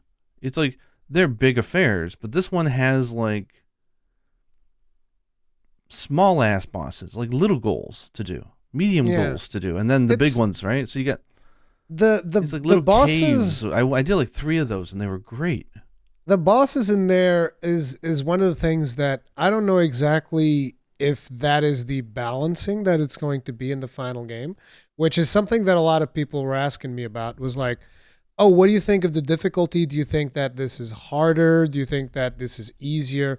And it's like, this demo definitely felt more on the easy side, but I don't think that the demo is going to be an accurate representation of difficulty. Yeah, I don't think so either. Yeah, some of the spells were broken, as in like really powerful. The cleric has I didn't grab that one with the blue swords. I purposely didn't grab it because I knew that it was broken. That one's not even that. I mean, yeah, I guess that one's also pretty powerful. Actually, now that I think about it, I guess I didn't. I've used it a lot, but I guess I didn't use it enough. But yeah, that one's really good as well. But I'm talking specifically about there's one of the classes that starts, which is Prophet. He starts with something called the Beast Claw, and the Beast Claw is insane. Oh yeah, when you have a group, it just like you can take down 6 at once. It's like swing. And even it still deals good damage to single target as well. Like you can literally pick up the Prophet and just kill that horse guy that's right at the start using Beast Claw. But I think they did a good thing, which is the game was hard enough. Like the end boss of the beta, the network test, was juicy enough if you didn't use those spells that it gave you a hint at how hard it could be. Yeah. But they made it in a way that you can still just sort of tinker with the game and experiment and see what it has to offer, which is like you were talking about the Babylon Falls or whatever. It's like, show me the goods. Yeah. And like the vibe that I got was that this is literally the mix, to me at least, it feels like the mix of their 3 major formulas. Like the overworld feels like Sekiro to me. The bosses feel like Sekiro bosses. Then you get the small little like optional dungeons. They're very small. They feel like Bloodborne. The bosses feel Bloodborne inspired. They feel like Chalice dungeons. They're small, gloomy affairs. It's like, and then like I'm gonna guess like the big castle and the big like set piece dungeons. Those are gonna be like the Souls part. You know? Yeah. It's like one of the things that I would point out is like you say Chalice dungeons. The dungeons for the most part are very small. Chalice very small and simple. Like that's why I say it's more like Zelda, right? They're like 1/3 or 1/4 of like the smallest Chalice dungeons that you can. Yeah, sorry. Of. So yeah, they're very small. What I mean is design aesthetic. Yeah. And also even what I found interesting was even the music as well. Like the bosses in the small little optional dungeons gave me more of a Bloodborne vibe of just like the creepiness, the type of music. The ones like the traditional bosses, like at the end and everything, like in the dungeons, give you a more felt epic very vibe. Souls and grandiose and everything. So like it really does feel like they found a way to merge those 3 major milestones together. The soundtrack was actually interesting because I felt like the title music was, to me, it felt like a departure from what I've come to expect of Souls games, where like you go to Dark Souls 1 I don't even think it has like music in the main menu. It's just like the shing sound whenever you get into the game. But like the other ones, they have music, but it's either feels more like despair music or, just like music that's not super high energetic. Whereas this one is like, it's just like very epic from the get-go. And it's just like, oh, wow. It definitely brings that, feels like going on an epic journey type of vibe. And then you get into the game and the smaller bosses, they felt a lot more familiar from what I've come to expect from Souls games and whatnot. But then when you fight the actual final boss, I got a little bit of that vibe that I got back at the main menu, which is one of those things that made me think like, so I think that the music is going to go into a crescendo the more you fight like more and more bosses, and eventually it's going to give you back that main menu vibe almost. And I don't know, I was just excited for the soundtrack. I thought it was very, very cool. Yeah, that, and then what was the other thing? Like the weapon scaling with the, I think the real standout feature for this one was the Ashes of War. Dude, oh my gosh, because that to me is a game changer. because that is going to open up the game, and that's what gives me that collection feeling. Like when I'm going around, they're so significant and fun to play with, and customizable. They could change the way that they scale. There's options, changes combat in a meaningful way, but it also means that the exploration is rewarding because most of the exploration, at least in the demo, the network test, resulted in finding something new to play with that significantly gave you more options in combat, which then leads to, oh, now I want to try that type of character now that I've got a spell for that. And it's like there's this really great little feedback loop that goes into the main core combat, which I really like. Dude, Ashes of War, I've been saying, I think in like all of my videos, it's one of my favorite things that they could have added to the game because basically now you level up your weapons and you're never really like stuck with a weapon. Whereas like say in Dark Souls 1, sometimes you'd have these builds that people would do, which would be very high hit point builds. And in order to do those builds, you'd need a weapon that dealt a lot of damage but wouldn't scale. So you'd go with like a lightning weapon, which deals tons of damage, but it doesn't scale. And so the problem with that is like some bosses would be resilient to lightning. So then you'd need another weapon, which would be like a fire weapon. And so in this game, what you're going to be able to do is like, no, it's the same weapon. I just swapped the Ash of War and now it's fire, or I swap it again. Now it's magic. And it's cool. It's just a very cool feature that they've added in there. And you also get like different stuff that you can do with the weapon art. And then on top of it, you can choose to change the scaling. You don't have to. So it's like, I want the lightning weapon, but I want the lightning strike ability, but I don't want the lightning damage. Well, you don't have to. You can just take the lightning strike and there you go. And just still have raw damage, which is pretty cool. It's so good. It's just the overworld part speaks to me so much because one of the reasons why I don't, at least the area that we saw, like it was big, but it didn't feel like Witcher 3 big. It didn't feel like an open world, like there's so many ways to get around fast. Like you can fast travel to every single point of grace, like boop. I'm hoping to God that they let you do this early in the game. So long as you're not in the dungeon. If you're in a dungeon, you have to leave it normally. Yes, but that's the thing. Like Dark Souls, it always felt to me like the overworld itself was a dungeon, like a really big dungeon. Yeah. And very dangerous to go around exploring, rewarding but dangerous. And then like there was some distinction between the overworld and then when you go into like a castle, right? And there's like a specific named area, like the Sen's Fortress or whatever. Like this is like, okay, this is a dungeon that I need to get through, right? And it's a big affair. Those are not things that you just casually go, okay, I've got 30 minutes. I'm going to go play a little bit of Dark Souls, And no, you don't do that, right? But this is a game that you can do that because the overworld serves as such a nice training ground. Again, because of the statues, you almost never risk the fact that you're just going to lose everything that you had and you can't get it back. You can fast travel anywhere. You can try out new stuff. Lots of reasons to discover and run around and collect stuff to craft. Like there's just the overworld is just perfect for me because like if you feel like you want to level up a little bit more and make the dungeon that you just found a little bit easier, you could do that. Like it was very easy for me to just go to the church, sit down at the grace or whatever, go out, kill some soldiers, have some fun, warp right back, buy some items, level myself up. Like there was a way to grind, but in a way that was fun because the overworld, again, it's all about earning and finding these Ashes of War. So it's super rewarding to just like get a new one and be like, okay, I'm going to go test this thing out, you know? Where normally I wouldn't do that in a Soulsborne game. So I think the overworld is genius. Like I love the mini dungeons. Like they're so small affairs that they're bite-sized. I can literally just go in there and just like do a bite-sized little dungeon. It almost feels like that is like an overworld dungeon, like a very small little thingy. Yeah. That's where I come back to like the Zelda thing. Like some of those trial rooms are really small. It reminds me of those. It's one of those things that's one of the things that I'm not sure if that, again, the balancing of it, if it's going to be as it is right now. I kind of feel like the bosses in those dungeons don't have enough health. I could be wrong.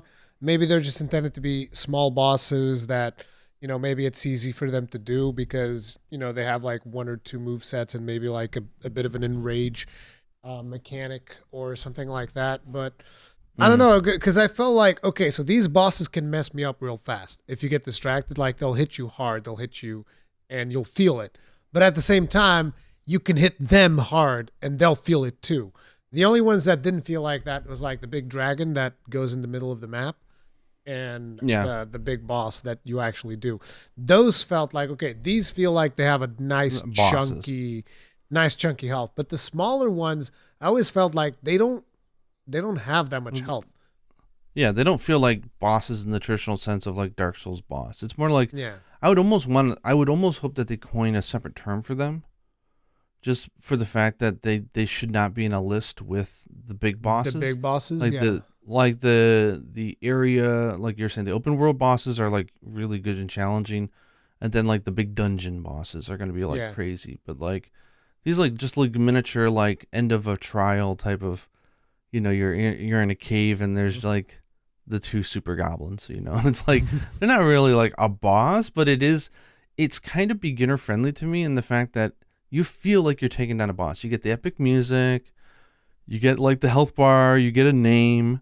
They're generally kind of generic, but it feels like a boss battle kind of, but it's manageable. And you get a little goodie that's just going to make the real bosses a little bit easier maybe.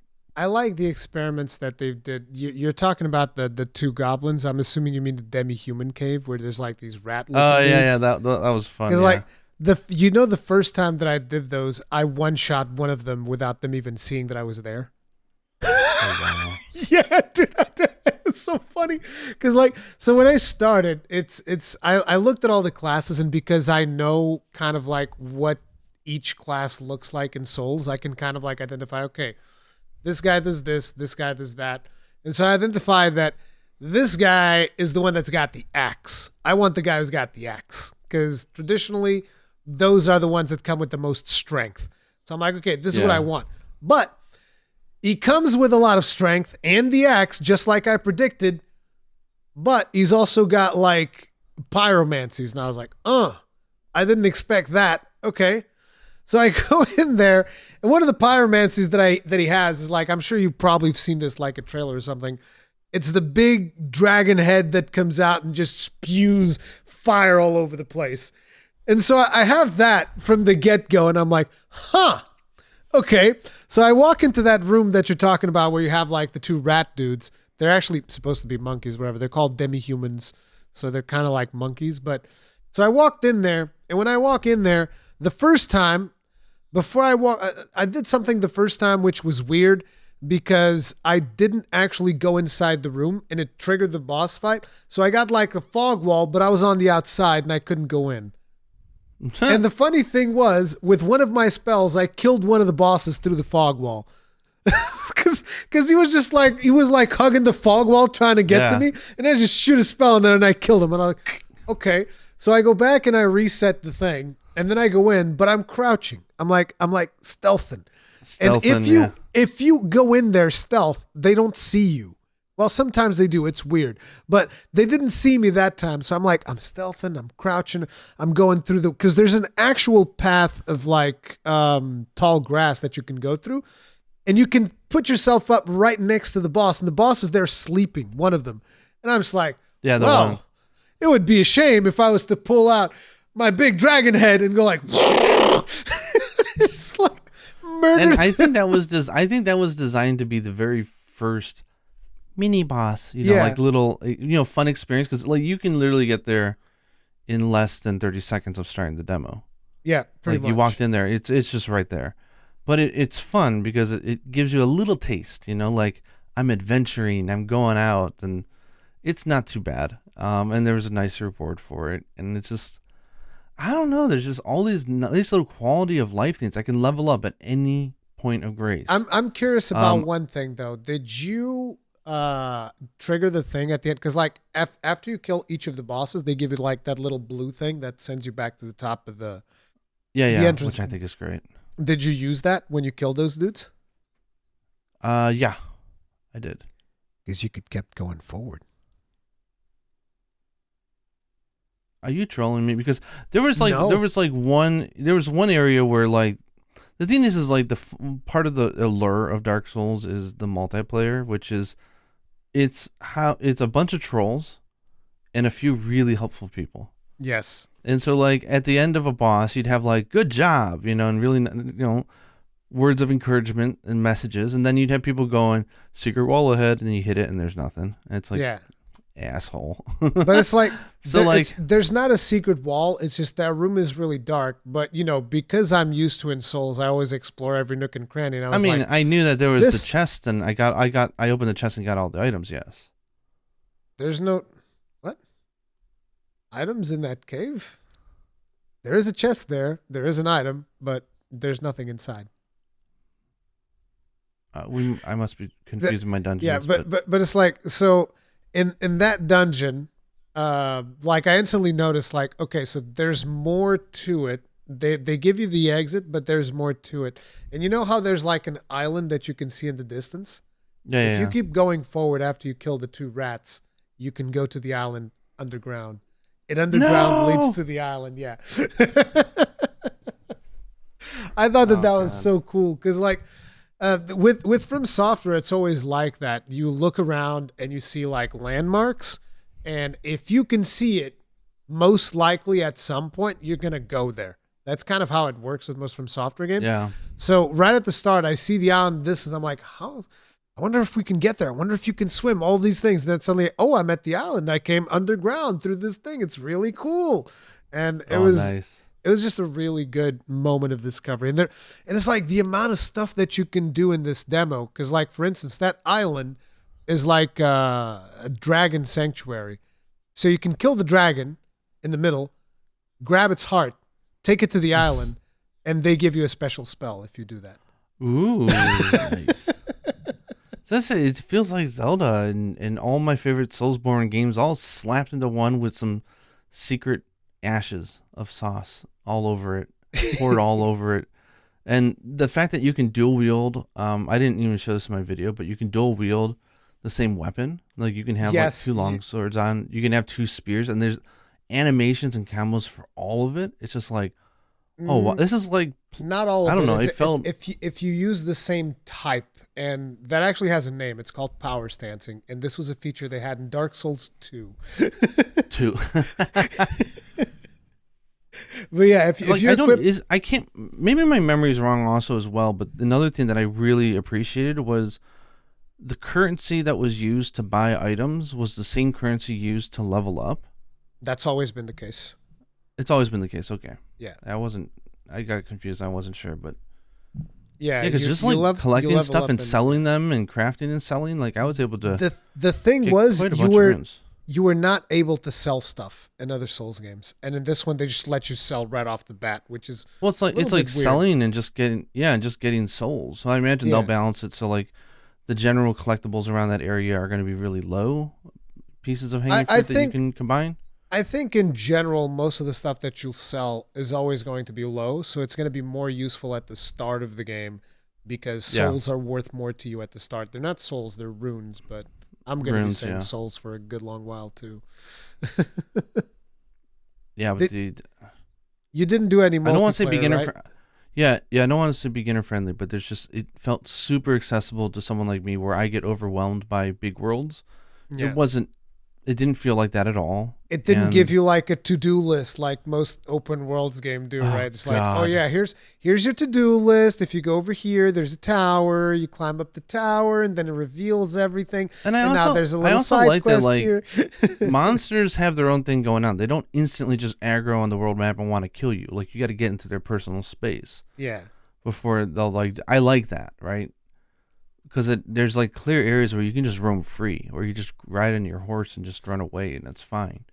The game is like, I think, being lenient, saying, you know what, fine, have fun on the overworld, cheese it if you want. We've even got some bosses that are pretty hard, but once you need to you got to get through this fortress if you want to get to the next area, and that's gonna be an excursion. That's gonna be where the wall, literally. That's going to be where they're going to start, like, actually, this is our traditional level design. Here is where you start like actually getting your Souls experience. Which is great. It's like everything I've loved about all their games all wrapped up into one. It's just, I don't know what else to say. Like, I mean, I really wanted to play it. I want to ask you about this because this always has bothered me about every Soulsborne game I've ever played from them, which is the frame pacing, I think it's called. It's weird because the game looks absolutely gorgeous. And regardless, I got a code from Bandai Namco Europe. You guys can't see it, but I love the way that he was like, I was playing it. He goes like this. I was playing it on the. It's like he just like tilts his head to the side. It's like I was playing on the PlayStation 5. Yeah, so doesn't even want to say it. So I was playing on the PS5. I was playing on PS5. The thing is like, whether I had that thing in 1080 or 4K, it didn't matter. Like I felt the same thing, which was in the FromSoftware game. Some people notice it, some people don't. I wish I was one who didn't. But like when you're just walking, like it's generally pretty smooth. It's something like 45 FPS. I'm sure it'll be much improved. And I think if you go to the 45, mine was running at like 60. If you go to performance, it goes to 60 for sure. If you go to like prioritize graphics, it's like 45 or so. But the thing is that no matter where I was or which mode I chose, I feel like it's not a stutter, but there's something a little not smooth about some of the things as they sort of transgress. It almost feels like I'm on a slightly bumpy road. And it's always been there in all their games, like Dark Souls, Bloodborne, Sekiro had it, everything had it. And I've researched it, and they call it frame pacing. Apparently, and so only some people notice it. And apparently, some people don't notice it. I don't tend to notice that stuff.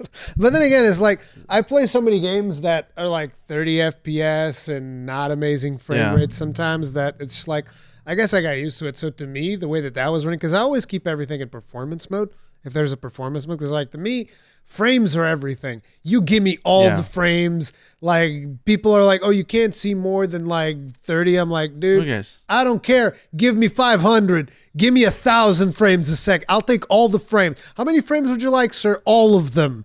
Okay. All of them, yeah. That's the way I consume frames. Give me all of them. All the frames you can muster. So it's like the game is running 60 because unfortunately, I'm sitting here talking about how I want all the frames, but I only have a 60 hertz monitor, so it's not like it's gonna give me more than 60. Yeah, it's weird. And so I'm hoping that the Xbox version has variable refresh rate that they support. So it's sort of like a free version of like G-Sync and stuff like that, where like it'll communicate with the monitor and it will update. If there's a drop in frame, you won't even notice it because it's communicating to the monitor, hey, we're a little jittery right now, turbulence, and it like suppresses it. Let me tell you right now that a majority of Souls games, they have this thing, and this is actually a negative aspect of FromSoftware, which is on a lot of Souls games, frame rate is tied directly to animation. In a bad way. So it's like if you put for instance, to give you an idea, initially when they tried, because they did the PC version of Dark Souls, and there was this guy Durante who was working on it, and I think it was within 30 minutes of the game releasing, he's like, okay, here's a 1080p mode. It's like because the game was running at 1,020 something by 768, 1,024 by 768, whatever. Some like fucking. It was almost like a 1995 call. They want their resolution back, buddy. It's like that's what Dark Souls 1 was originally running on PC. And this guy, Durante, just comes out and he's like, okay, here's 1080p. Literally 30 minutes after the game was out. He's like, here's 1080p mode. And then he tried giving 60 FPS. The problem was when he gave you 60 FPS, the game was running at twice the speed. And so that's the problem. It's the same thing with Bloodborne. People like hack their PS4s and they change stuff and whatnot. And it's like they put it to 60, game runs at twice the speed. So it's like this just seems to always be something FromSoftware does. I'm not sure if Elden Ring is doing that or not. Skyrim as well, actually. When I tried Skyrim, I had to cap my frames, otherwise it would like break the game. Well, but I've come to expect bad things from Bethesda. Yeah, so I mean, but I think they had like an uncap option in there. So I'm hoping that maybe they changed it. So I don't know. I feel the slight jitters. After a while, I get used to it and it doesn't bother me so much. But it's just something that I notice that no one, just doesn't feel like a lot of people talk about. And I can even see it on YouTube videos. Like people are like, look at this silky smooth gameplay. I'm like, there's jitters. What are you talking about? It's That's just, weird. I don't know. I Like, must be sensitive to it. I mean, I've noticed some frame drops for sure, like particularly if it was heavy rain and you were fighting like large groups of enemies during heavy rain. The game definitely had frame drops, and I would expect the final product to be a little bit more polished because obviously this is like a temporary build. They're not going to be spending too much time polishing it. It's like, hey, is it stable enough to run without exploding? Okay, good. Yeah. Is it like hanging by a string? That's fine. This is a closed network test. We're testing like multiplayer on here. It's whatever. We just got to make sure that it runs. And it doesn't explode. But yeah, there's that. And there was also, I did see some stutters, but I don't think it's what you're describing because you're saying that you can see it all the time. And I'm talking like stutters, like performance stuff that would happen every now and then. That stuff I did see. No, and it's not that. Yeah, so it's something different. So I'm curious if anybody else in the comments.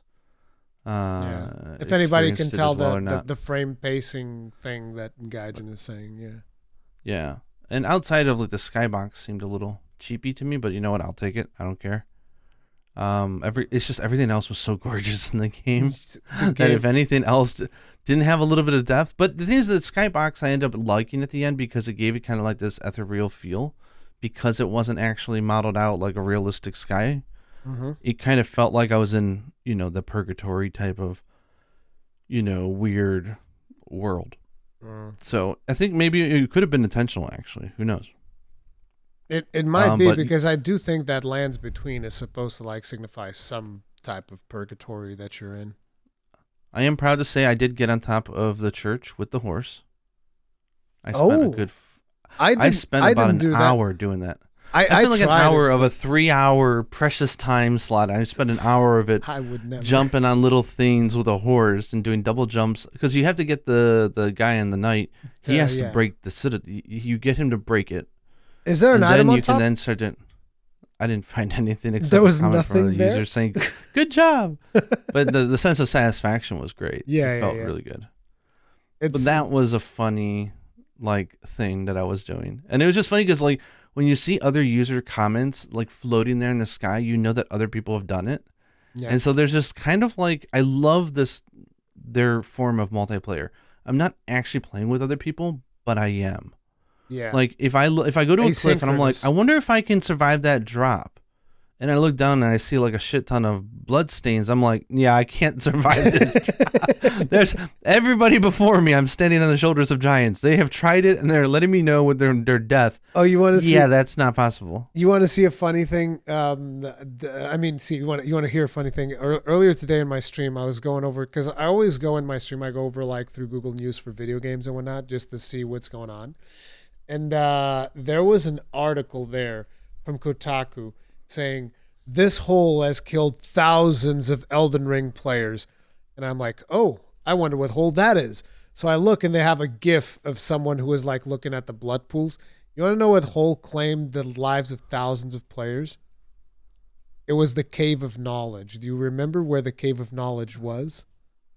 No. It's a tutorial area. It's called the Cave of Knowledge. So what happens is you go through did you go through the tutorial area? Did you complete the tutorial? Yeah. So the tutorial, it's basically like a hole in the ground. You jump down there and then you do the tutorial. And by the time you're finished, you end up on the upper section of that level. And then you have to jump back down to continue through the level. The problem is that jump off point is right next to that hole. And if you jump all the way from there and you fall down the hole, you'll literally die in the tutorial tunnel, I just thought it was hilarious. So the tutorial tunnel has claimed the lives of thousands of players when they're done with the tutorial. They don't even die during the tutorial. They die at the end because they fall into the tutorial cave and die. I was like, that's brilliant. Oh, that's funny. But yeah, that's the Elden Ring experience. It's like I already had high expectations for Elden Ring because it's from software, and I always have high expectations for from software games. And the network test blew my expectations out of the water, in great part because of the Ashes of War system that I really like. Yeah. The open world feels good, doesn't feel like it's going to be empty. There's NPCs in there. There's events that take place. Did you know that there's potentially going to be like dynamic events in the final game? Because there's, for instance, there's an enemy that only shows up at night. Yeah. In a bridge, the Black Knight. Oh, you saw him? Oh yeah. Okay. So that to me tells me I didn't dare try to take him on. I imagine he'd whoop my ass, but no, I killed him. Killed him dead. Nice. First time I pushed him off a cliff too. It was like, yeah, go down that cliff, and he's like, ah, dead.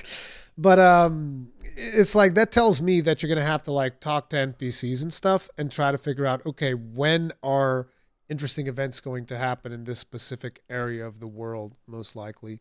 Yeah. And that is because it's not going to be just enough that you explore the whole area.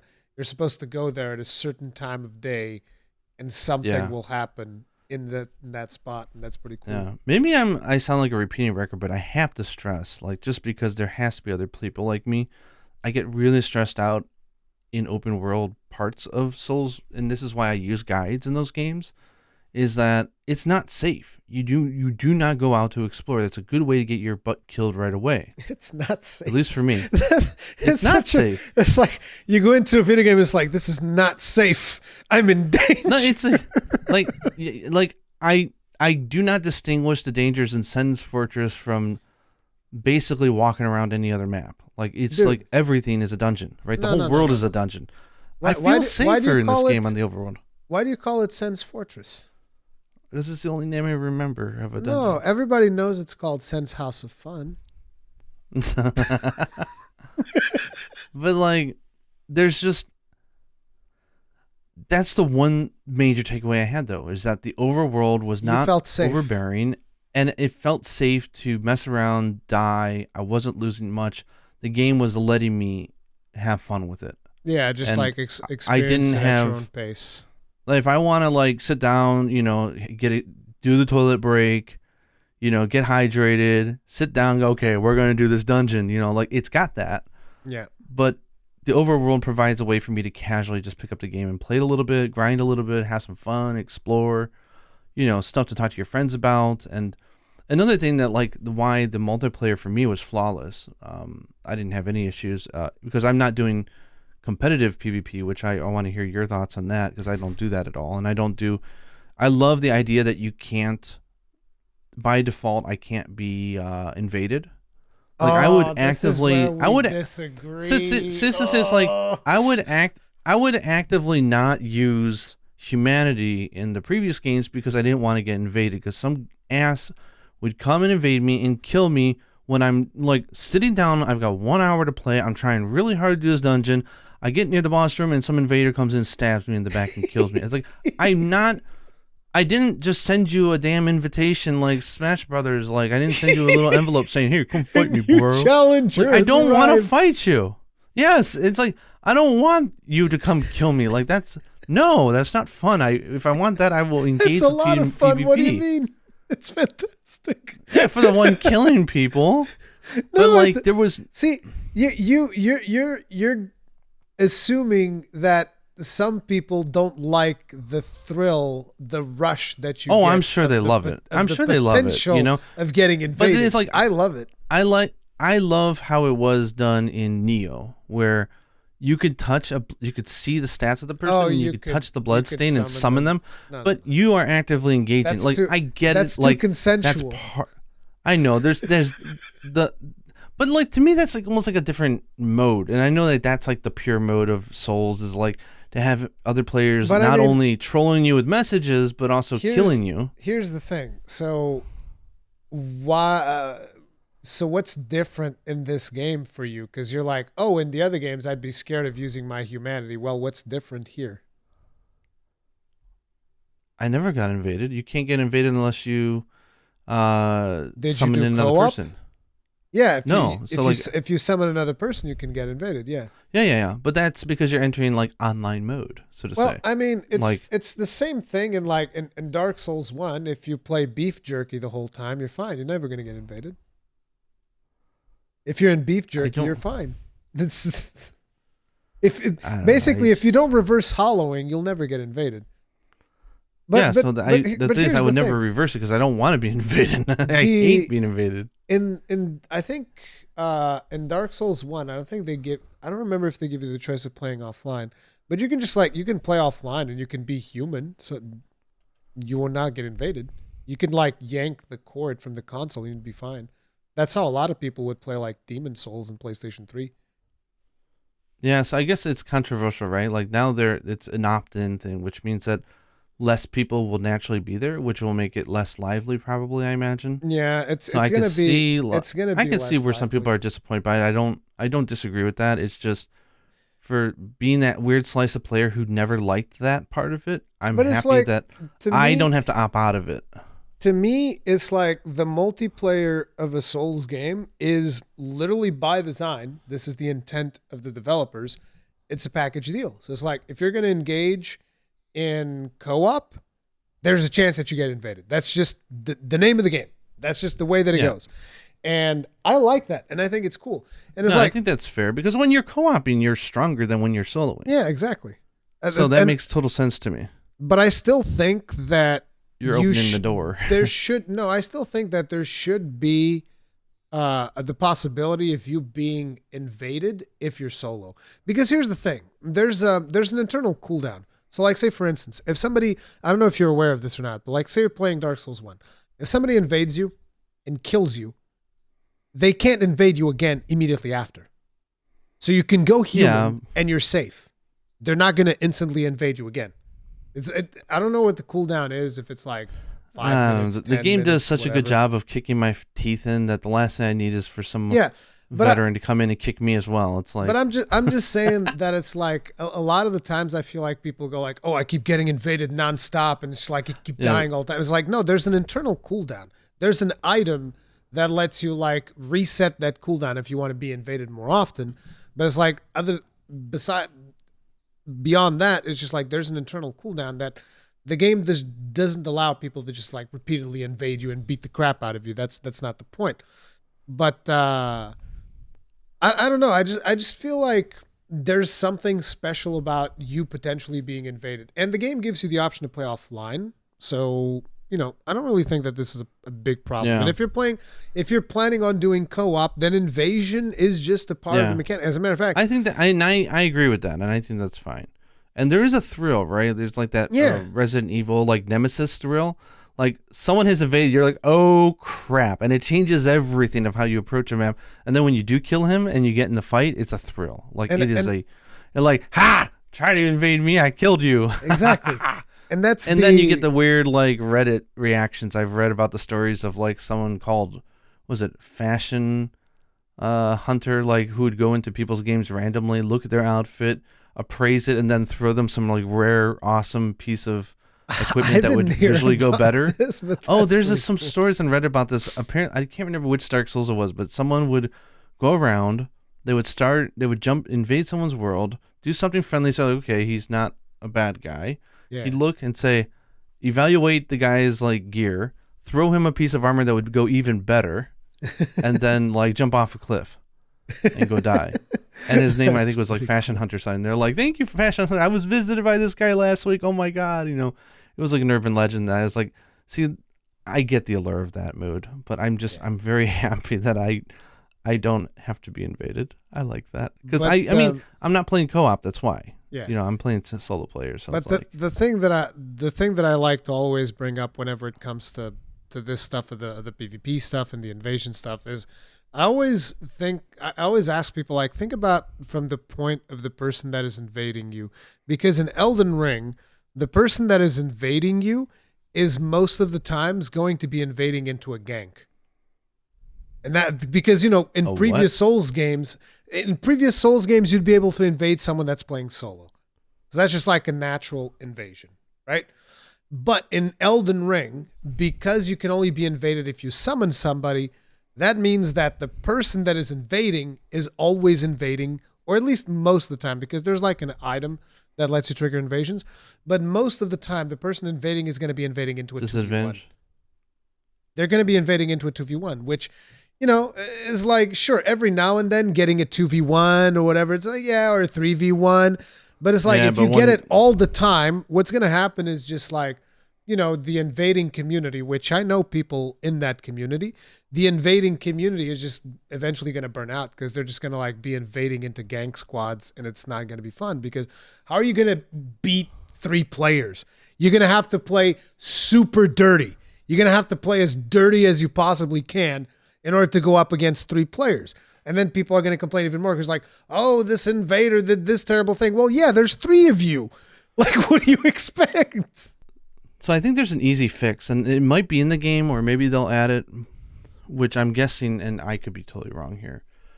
Is there a way that you can invade, but only invade players who are asking to be invaded? No. And not into those rooms? I mean, if they added that, wouldn't that be a fix? Because, like, as far as I understand it, and I could be wrong, that there is such a huge community that likes to be invaded and likes to invade that it'll thrive. Here's the problem. The problem is, what do you put by default, right? Because the default right now is it's off. And so there's a lot of players that are not even going to know that that option is there. There's going to be a lot of players that won't even try it because they're scared of the idea of another player invading into my game. I don't know. Like I remember back in the day, this was a long ass time ago, there were like some Japanese crazy MMOs where it was possible for you to like invade other people. And I was like, that's cool as hell. Someone would just like invade your game and kill you. That's insane. That sounds really cool.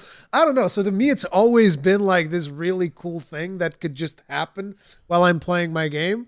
And to me, that's exciting. But you see, the problem is, so like right now, for me to be invaded solo, it's not going to be the same thing that it was in like Dark Souls. Whereas in Dark Souls, I can get invaded, but then there's that cooldown timer so that I'm not getting invaded all the time. In this game, there is an item that you can use, which I'm not sure if that's going to be like part of a covenant or something.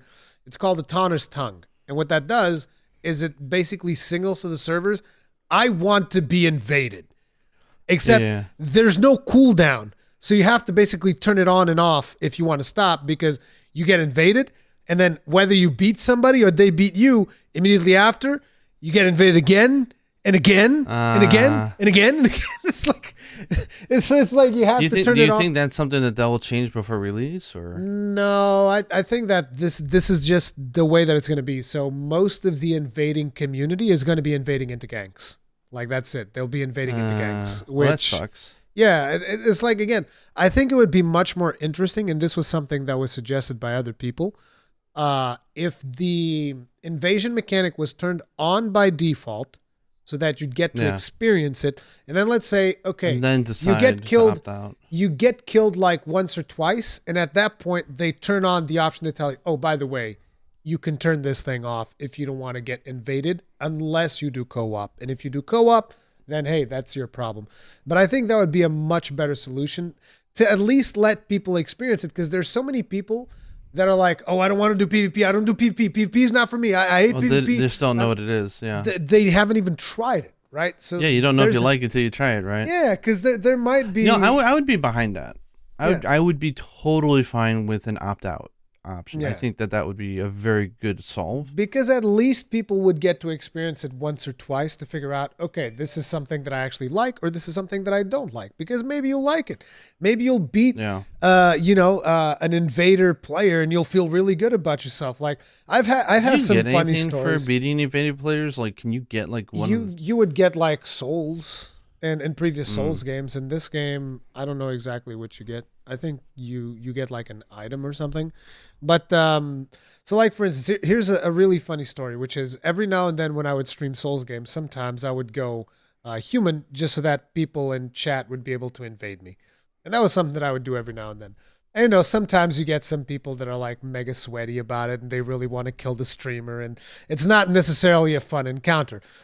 And I had this guy one time, which was really funny because you know the part at the end of Sense Fortress where you have like the swinging pendulums. So this guy Yeah. invaded me, and at the very end there's a mob that shoots lightning at you as you have to go through the Yeah. pendulums. And this guy basically camped the other end of the pendulums Oh, good God. so that I wouldn't be able to just like. And so I was like, okay, but here's the thing: there's traps on that side of the thing, where if you press the pressure plates, there's arrows that shoot in that Yeah. thing. And so I'm like, okay, so here's what I'm gonna do. I'm gonna pretend that I'm gonna go back and I'm gonna go do some stuff and I'm gonna wait until he drops his guard, right? And then suddenly, I'm pretending I'm going back and I'm killing other enemies, and then I'm coming back and I'm checking up on him, and okay, and I'm going back again, and he's just like sitting there camping, waiting. And then suddenly, out of nowhere, I just like make a run, and I was like, I'm not sure if I'm gonna make it through these things. I'm either gonna make it in one go or I'm gonna die. And I ran past all the pendulums in one go, and I run to the trap, and I press the trap, and he dies to the arrows. And I was like, that's what you get.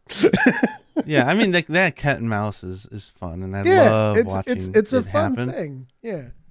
My just thing is I don't necessarily like it only just because I don't know, maybe I have trauma from school days or something, like being picked on. Like there's just something about being tripped when you're running through the hall, like from bullies and stuff like that, and it just kind of reminds me of that. But I would agree. Opt out is the smartest move. So hopefully some software will do that. They have it on by default. I think it would be much more interesting. But Yeah. I don't think that's what they're doing. They're just gonna. Or what if they get do it where invaded like if you invade a room that has two human players, what if it matches you so you're always with another invader and it's 2-on-2? No, that's not the way that it works, unfortunately. I mean, there's a chance if that potentially happening, but usually no. Usually, I just you'll love invade though into a like gank. the cooperative part of this Dark Souls community. Like I showed it in my video, but like I was trying to figure out a way to get down an area without dying. Mm-hmm. And there's always someone who is nice enough to find that little part that you can jump on, jumps on there and takes the time to put a message on to let you know. Because visually I can see a message hanging off a cliff going, oh, I can actually go on that part of the cliff, and they're helping you out that way. And there's something magical about that where you feel like you are all spirits running around in the same world, working together or making fun of each other or just having a good time. But it's all asynchronous. That is still an unbelievable experience in itself. It's the community aspect of Souls games, which it does feel like it's almost like nowadays you can just go to the internet and see whatever, but it feels like that game is meant to be played before you see anything on the internet.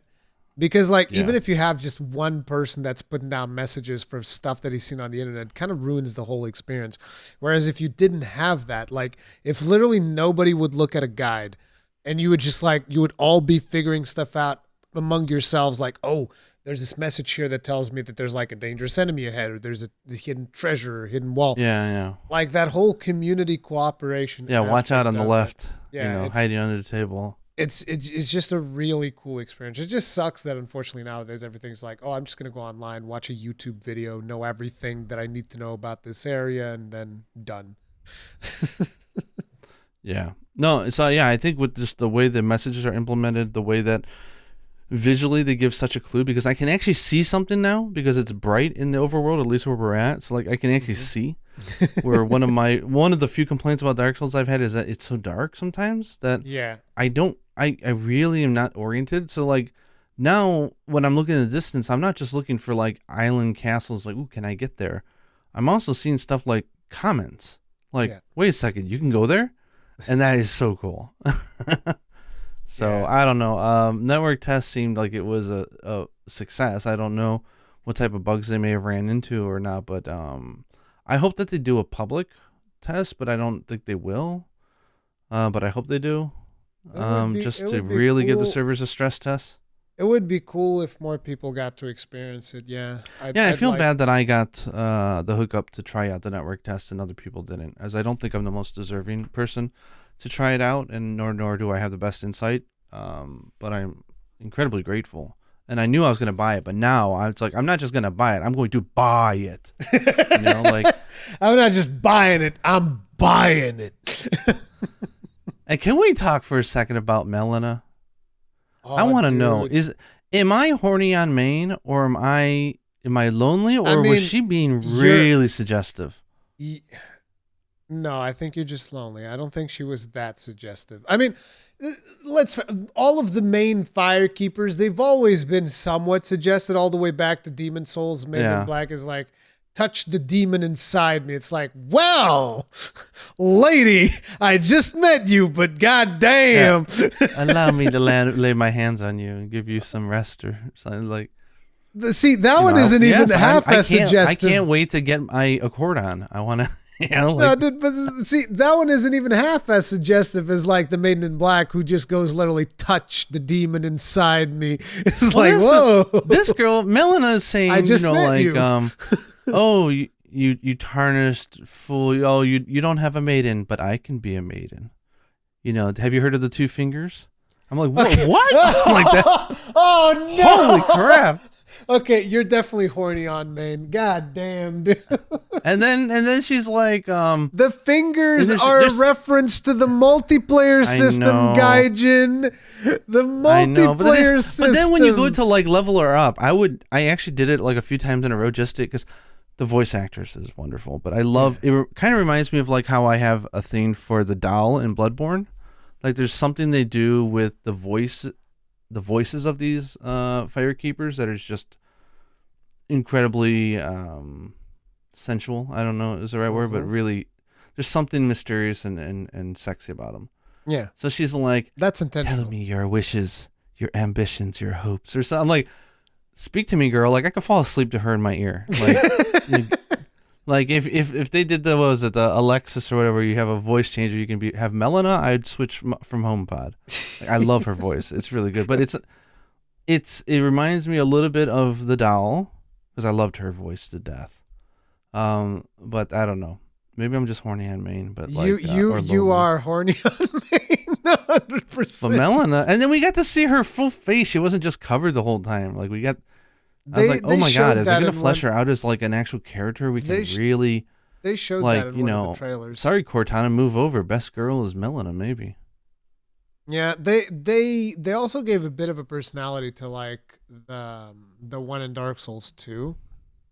She also had more personality than some of the other firekeepers, but yeah.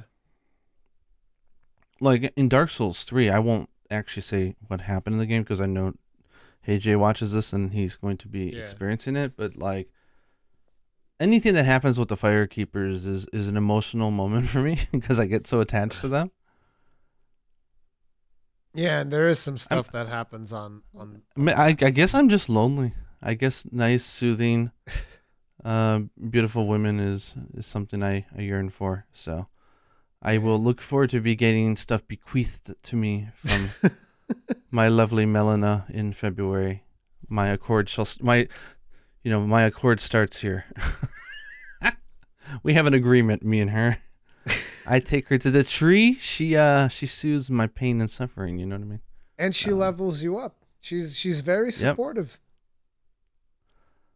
I just love the dialogue. Like how they write it is just.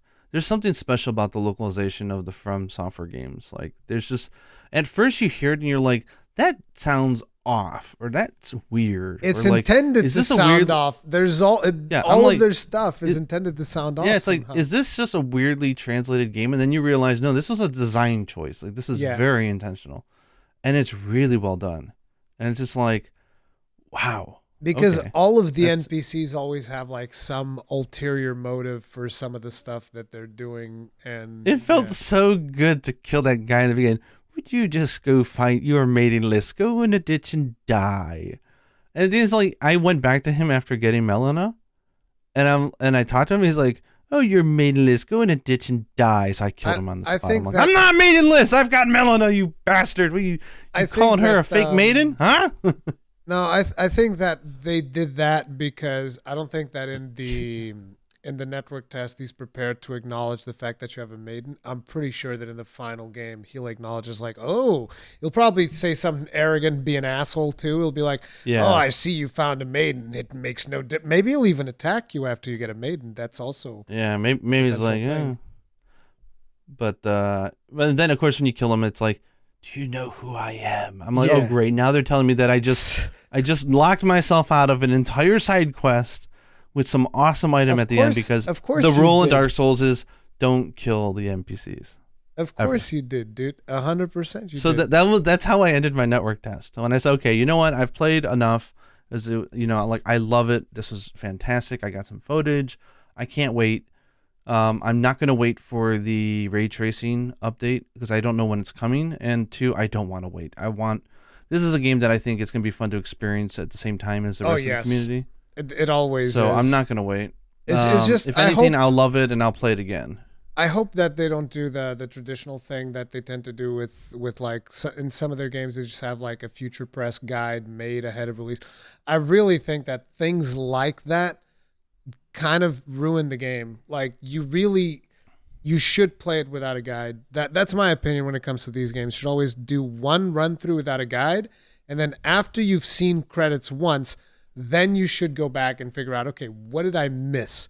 Then you start looking stuff up online to see. But we've talked about this before, and I don't think I would actually be with the series right now if I adhered to that as gospel. I think that works for a lot of people, but not all. Because like there was like Dark Souls 1, I got so lost the first time I played it that I didn't play it. Like I didn't have fun. Like I had no idea what I was doing, where to go. And I didn't like that I was constantly being smacked in the face every time I took a wrong turn. And it's kind of like, you know what, screw this. But then when I actually went at it with a guy, it's okay, go here first. Go across here. Like I'm not looking at every little detail and doing like watching the video as I'm doing it, but I'll still like, I knew where Sen's Fortress was, but I didn't know how to get through everything. I didn't watch the whole videos of how to do it, but you know, I still kept some exploration for myself. But without the guides, I think I would have just dropped it and said these games aren't for me, because I just don't. When I'm trying to figure it out, because I can be pretty daft and not figure it out for a long time. Like for example, what was it, The Last of Us? Did you play that game? Yes. The first one. I played both. So there's that opening. There's this opening scene with you and your daughter or girl or whatever, and then there's the whole zombie thing starts, and I felt nothing during that scene, which was weird because everyone thought I would connect immediately because I'm a single father, but that was Horizon Zero Dawn that made me feel more than anything. But like after that whole initial sequence, there's you're like thrust in the world, and then there's like a ditch you fall in. And I was stuck in the ditch for almost an hour, and I said, screw this game. I couldn't even get out of the ditch. And then I said, okay, fine. I came back to it, and I was like, okay, I'll watch a video guide. I said, oh, you got to jump here or whatever. Like, I didn't know. The game didn't tell me. I guess that's more talking about the game design than anything.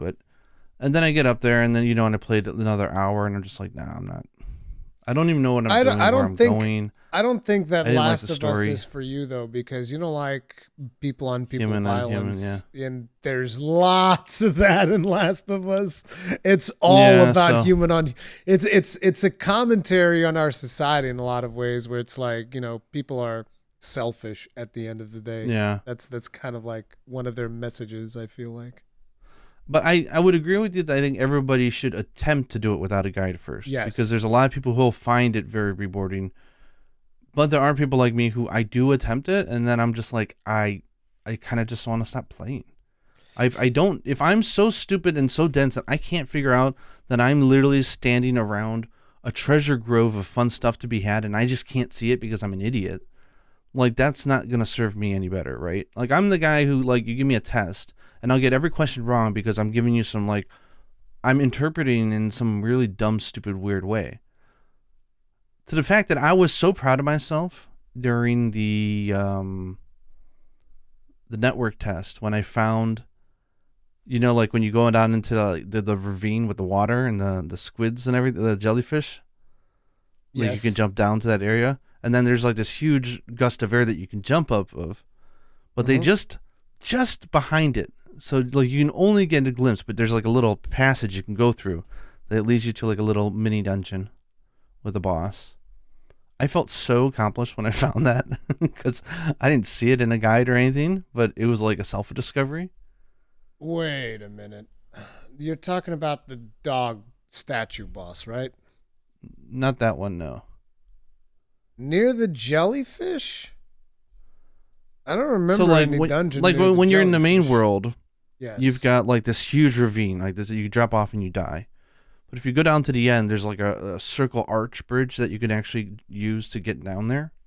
It's on the complete opposite end of the island. Oh no, I know exactly what you're talking about. At the boss that's in there is a dude with chains, and yeah, and he swings it like yeah. Hits you pretty hard. Yeah, but like I discovered that, and I think it goes back to again. I feel safe to explore, and I never felt that in Dark Souls games, so I always hated it. You're not gonna. Here's the thing: you're not gonna feel safe whenever you get to like Stormvale. So yeah, but I don't mind that because at least then it's a clear dungeon. Like that's something to figure out. That's fun for me. It'll be like all of the other Dark Souls levels, though. Yeah, but like the overworld feels like one big dungeon in the past games to me. Okay, I guess I see where you're getting at. That's the problem. I need the guide to at least guide me through the overworld because I won't look at the puzzles of Zelda at all, but I certainly won't look at any guide telling me where they're at. Like I'll have fun looking for them because I'm safe, relatively. Okay. In Dark Souls, you can't even run away sometimes. You're just like you're screwed. It's like you can't. How dare you come around here, buddy? And you're afraid you're dead. And it's like okay then. Like, for example, like, what was it? The Scythe, I think it is, in Dark Souls 1. I really like the Scythe. But finding it is, like, so obtuse.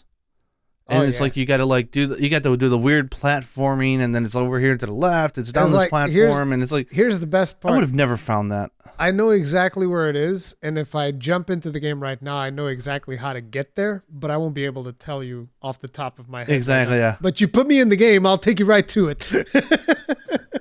So I love that weapon, and it made the game much more enjoyable for me. I would have never known that thing even existed if I didn't at least peek at a guide and say, okay, I think I'm done with this area. Let me look at a guide and see what I missed and see if I want to explore it on my own or go. And I go, whoa, there's a scythe in here? Okay. The problem with Dark Souls is there's such a long list of things to find that it's like impossible to glance it through. But the scythe is also like one of the best dexterity weapons in the game. It's that powerful. Yeah, I've always done dexterity builds, but I think I might go strength this time that I really enjoyed. Dude, I don't even know what build I want to make because the spells felt so beast. I'm just like, I don't know. I think I might want to do what I did with Dark Souls 3. I went with Great Axe, and it was so satisfying. And then I saw your gameplay where you're using a big axe. I'm like, okay, God, I want to do this again. Yeah, dude. I really enjoy that. The great axe is actually one of my favorite. It's my favorite weapon of the Souls games. The actual great axe, just called great axe because it reminds me very much of like a dwarven weapon. I had this video that I had like an invasion once in one of my streams, and I called the video Dwarven Subtlety because like this dude invaded me and I was trying to do like this cosplay of a dwarf. So like there's Goff, who's like the guy who shoots down Calamite. Yeah. If you kill him, you get his armor, but his armor's too big for your character. So your character looks like he's smaller because you're wearing like this oversized chest piece. And I was like, I'm a dwarf. No, I'm a dwarf. See, it's my dwarven cosplay. And I would wear that armor. And then I would do builds with that armor and the great axe. And this one time I got invaded. And I just ran up to this guy and I was like, bam, bam. And he couldn't move in between swings. So it's like, bam, bam. I smashed him to death. And I put that clip on the channel. I called it Dwarven Subtlety. That's how we solve problems. Oh man, because I guess they got like that posture system from Sekiro, but in a very beginner friendly way. Like they don't show you gauges or anything. It's just like if you hit people with heavy attacks, they're going to lose their balance. It's heavy super attacks, intuitive. jump attacks also do that. Super intuitive. Yeah. Like makes total sense. And when it happens, it's not like Sekiro where and that's how you win. Like it's like, ooh, I get an opening. It's a nice surprise every time, and it's like time to exploit. And so it feels great. I hope they allow you to beat the dragon? Reconfigure your. No, I didn't. I did not. I did the plunging. I got like the visceral attack. There's a lot of things I didn't do because I only played it for like 4 or 5 hours. So yeah, I think that's the best way to go about it. If I wasn't creating content, like I said, I wouldn't play it. I wouldn't even watch trailers of it. Yeah, there's one more thing I want to talk about actually about another reason why I'm not. I don't want to make it sound like the game's easy or it's beginner friendly, but it is beginner friendly to me. It's accessible, I think, and even accessible is not the right word. I don't know what word I'm looking for. I think more mass people are going to find enjoyment out of this game than previous FromSoftware games if they try it, because the guard counter, that is a game changer for me. Guard counter's so good. Oh my man. God! So like here's a newbie explaining it. So in Dark Souls, of course, there's parries, right, which are hard. So it's like hitting your shield right at the moment you're about to get hit, and it's powerful. Most people, I think, are not good at parries. It's meant to be an advanced technique that if you get good at, you're going to kick some butt. Thing is like I, like most people, am not that good at parrying. So what this does is all you do is like make shield great again is basically what this game. The shield is amazing in Elden Ring. And so like when all you do is you hold up and you hold guard, right? And you're getting hit by a guy, right? And let's say you notice that he always does a triple attack. He goes, yeah. It hits you 3 times. Well, you know that after that last hit, you can go in and just start attacking and get a few hits in, right? Well, there's a guard counter where it doesn't even require like precise input. It's foresight, knowing that you have an opening is what they're asking you to do. So when you block that last one, all you gotta do is hit the heavy attack button right afterwards. Right after you, I mean, it's not even exact. Like guard and attack and hit R2, and you're gonna do like it goes zoom, and you get this like visceral attack sound. And if you can do a huge counter, but the thing is, it's like it's only requiring you to understand the enemy and the timing. You could do it anytime you want and get hit in the middle of your counter because it's not like a scripted thing. So now it's so much more accessible for people who suck at pairing. Yes. Did you try out Lance? Actually, I had the spear. As a lover of the Lance, you gotta try Lance, dude. I gotta try it, yeah. Because like especially Lance with guard counter, it's disgusting. The reach that thing has, it's just like a guard counter in Monster Hunter. Basically, it's like it's just like 3 guys gone. Oh good, yeah, it's brutal, dude. And I mean, I know all this sounds like it makes the game super easy, but it's not like that at all. Because they'll punish you hardcore if you do it the wrong time. Gaijin, now imagine Lance on horse. See, I've heard that the Lance is really good on horse, and I didn't try it. Dude, you just like as it should be. It's a lance. You press R2 and he literally puts it into position, and then you just like run into stuff. It's like it's just multiple hits, and then at the end of it, he'll go like does an upward poke, and it literally launches enemies. It's like they just get launched into the air. It's glorious, dude. Lance. So this will be the one area where I like PC mods. Maybe I'll like when you start charging with the lance, it does the Thomas the Tank theme song. That would be funny. It's so good. I loved messing around with the lance. I really like the lance, but I need a meaty axe for me.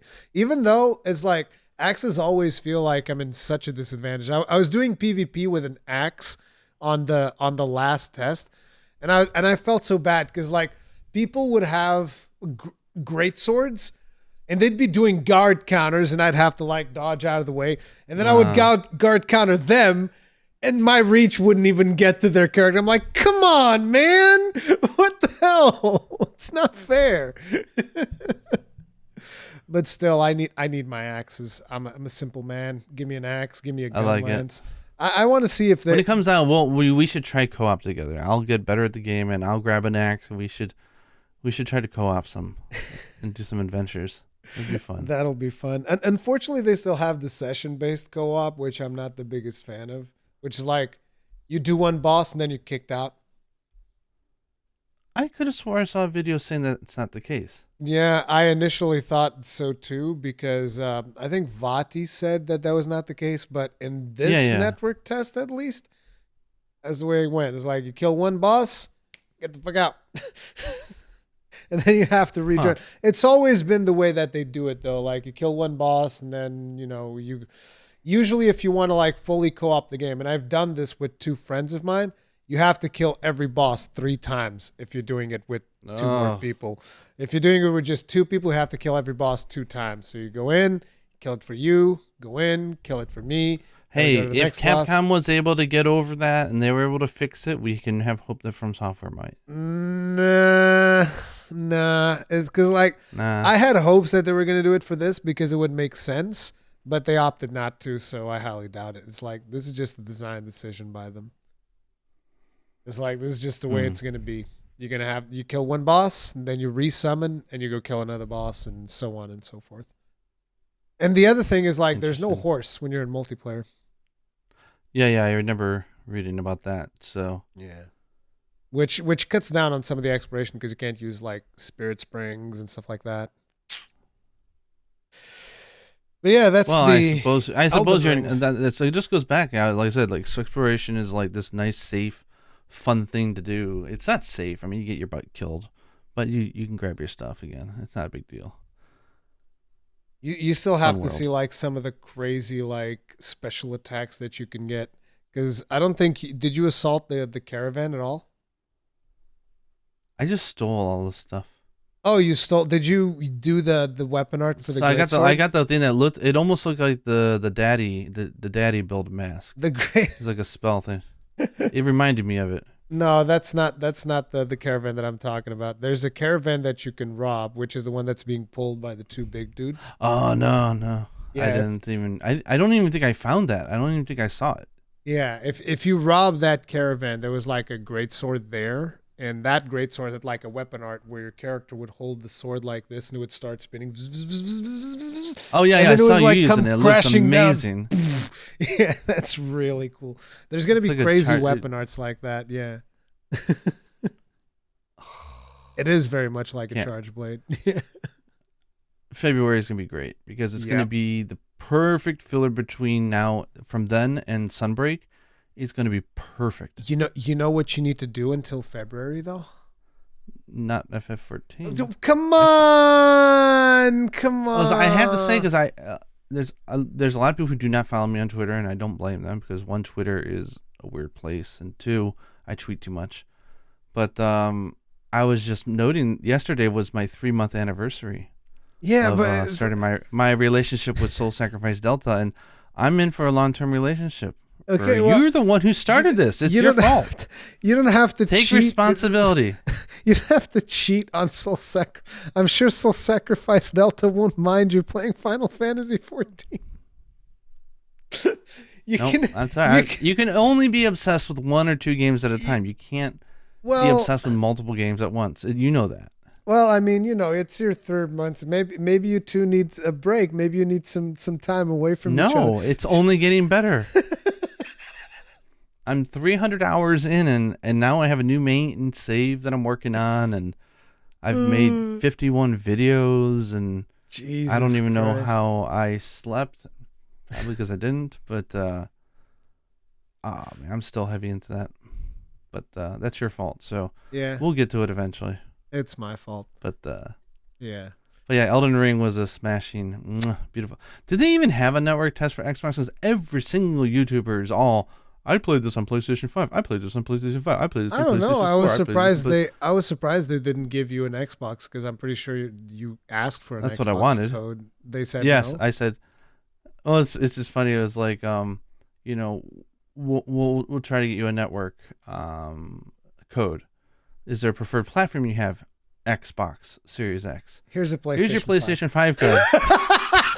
I'm so happy that I managed to pick up the PlayStation 5, because I only bought it because I need it for a tax write-off this year. And I know that eventually there's going to be a game for it that I want. So I am going to buy it. You haven't played Demon Souls yet.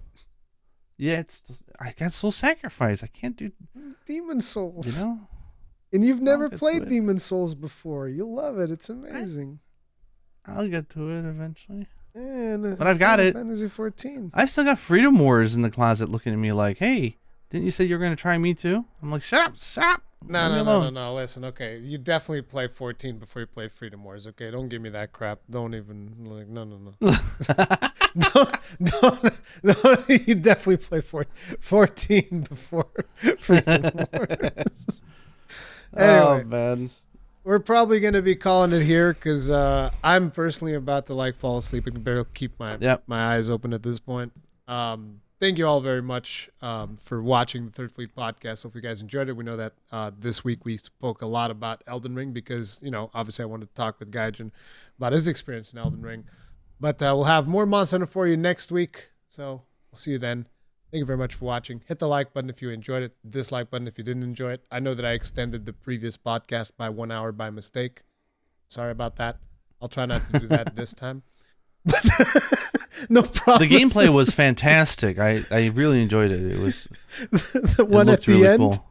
It was the one at the end with no comment. It was pitch black. It was just sound. That's even worse. I didn't even see it. I just trimmed it at the end on YouTube, and on YouTube I felt it's like fixed. a kazoo. But yeah, guys, that's gonna be it. We'll see you in the next one. Stay strong. Stay safe. And go find a maiden to strike an accord with.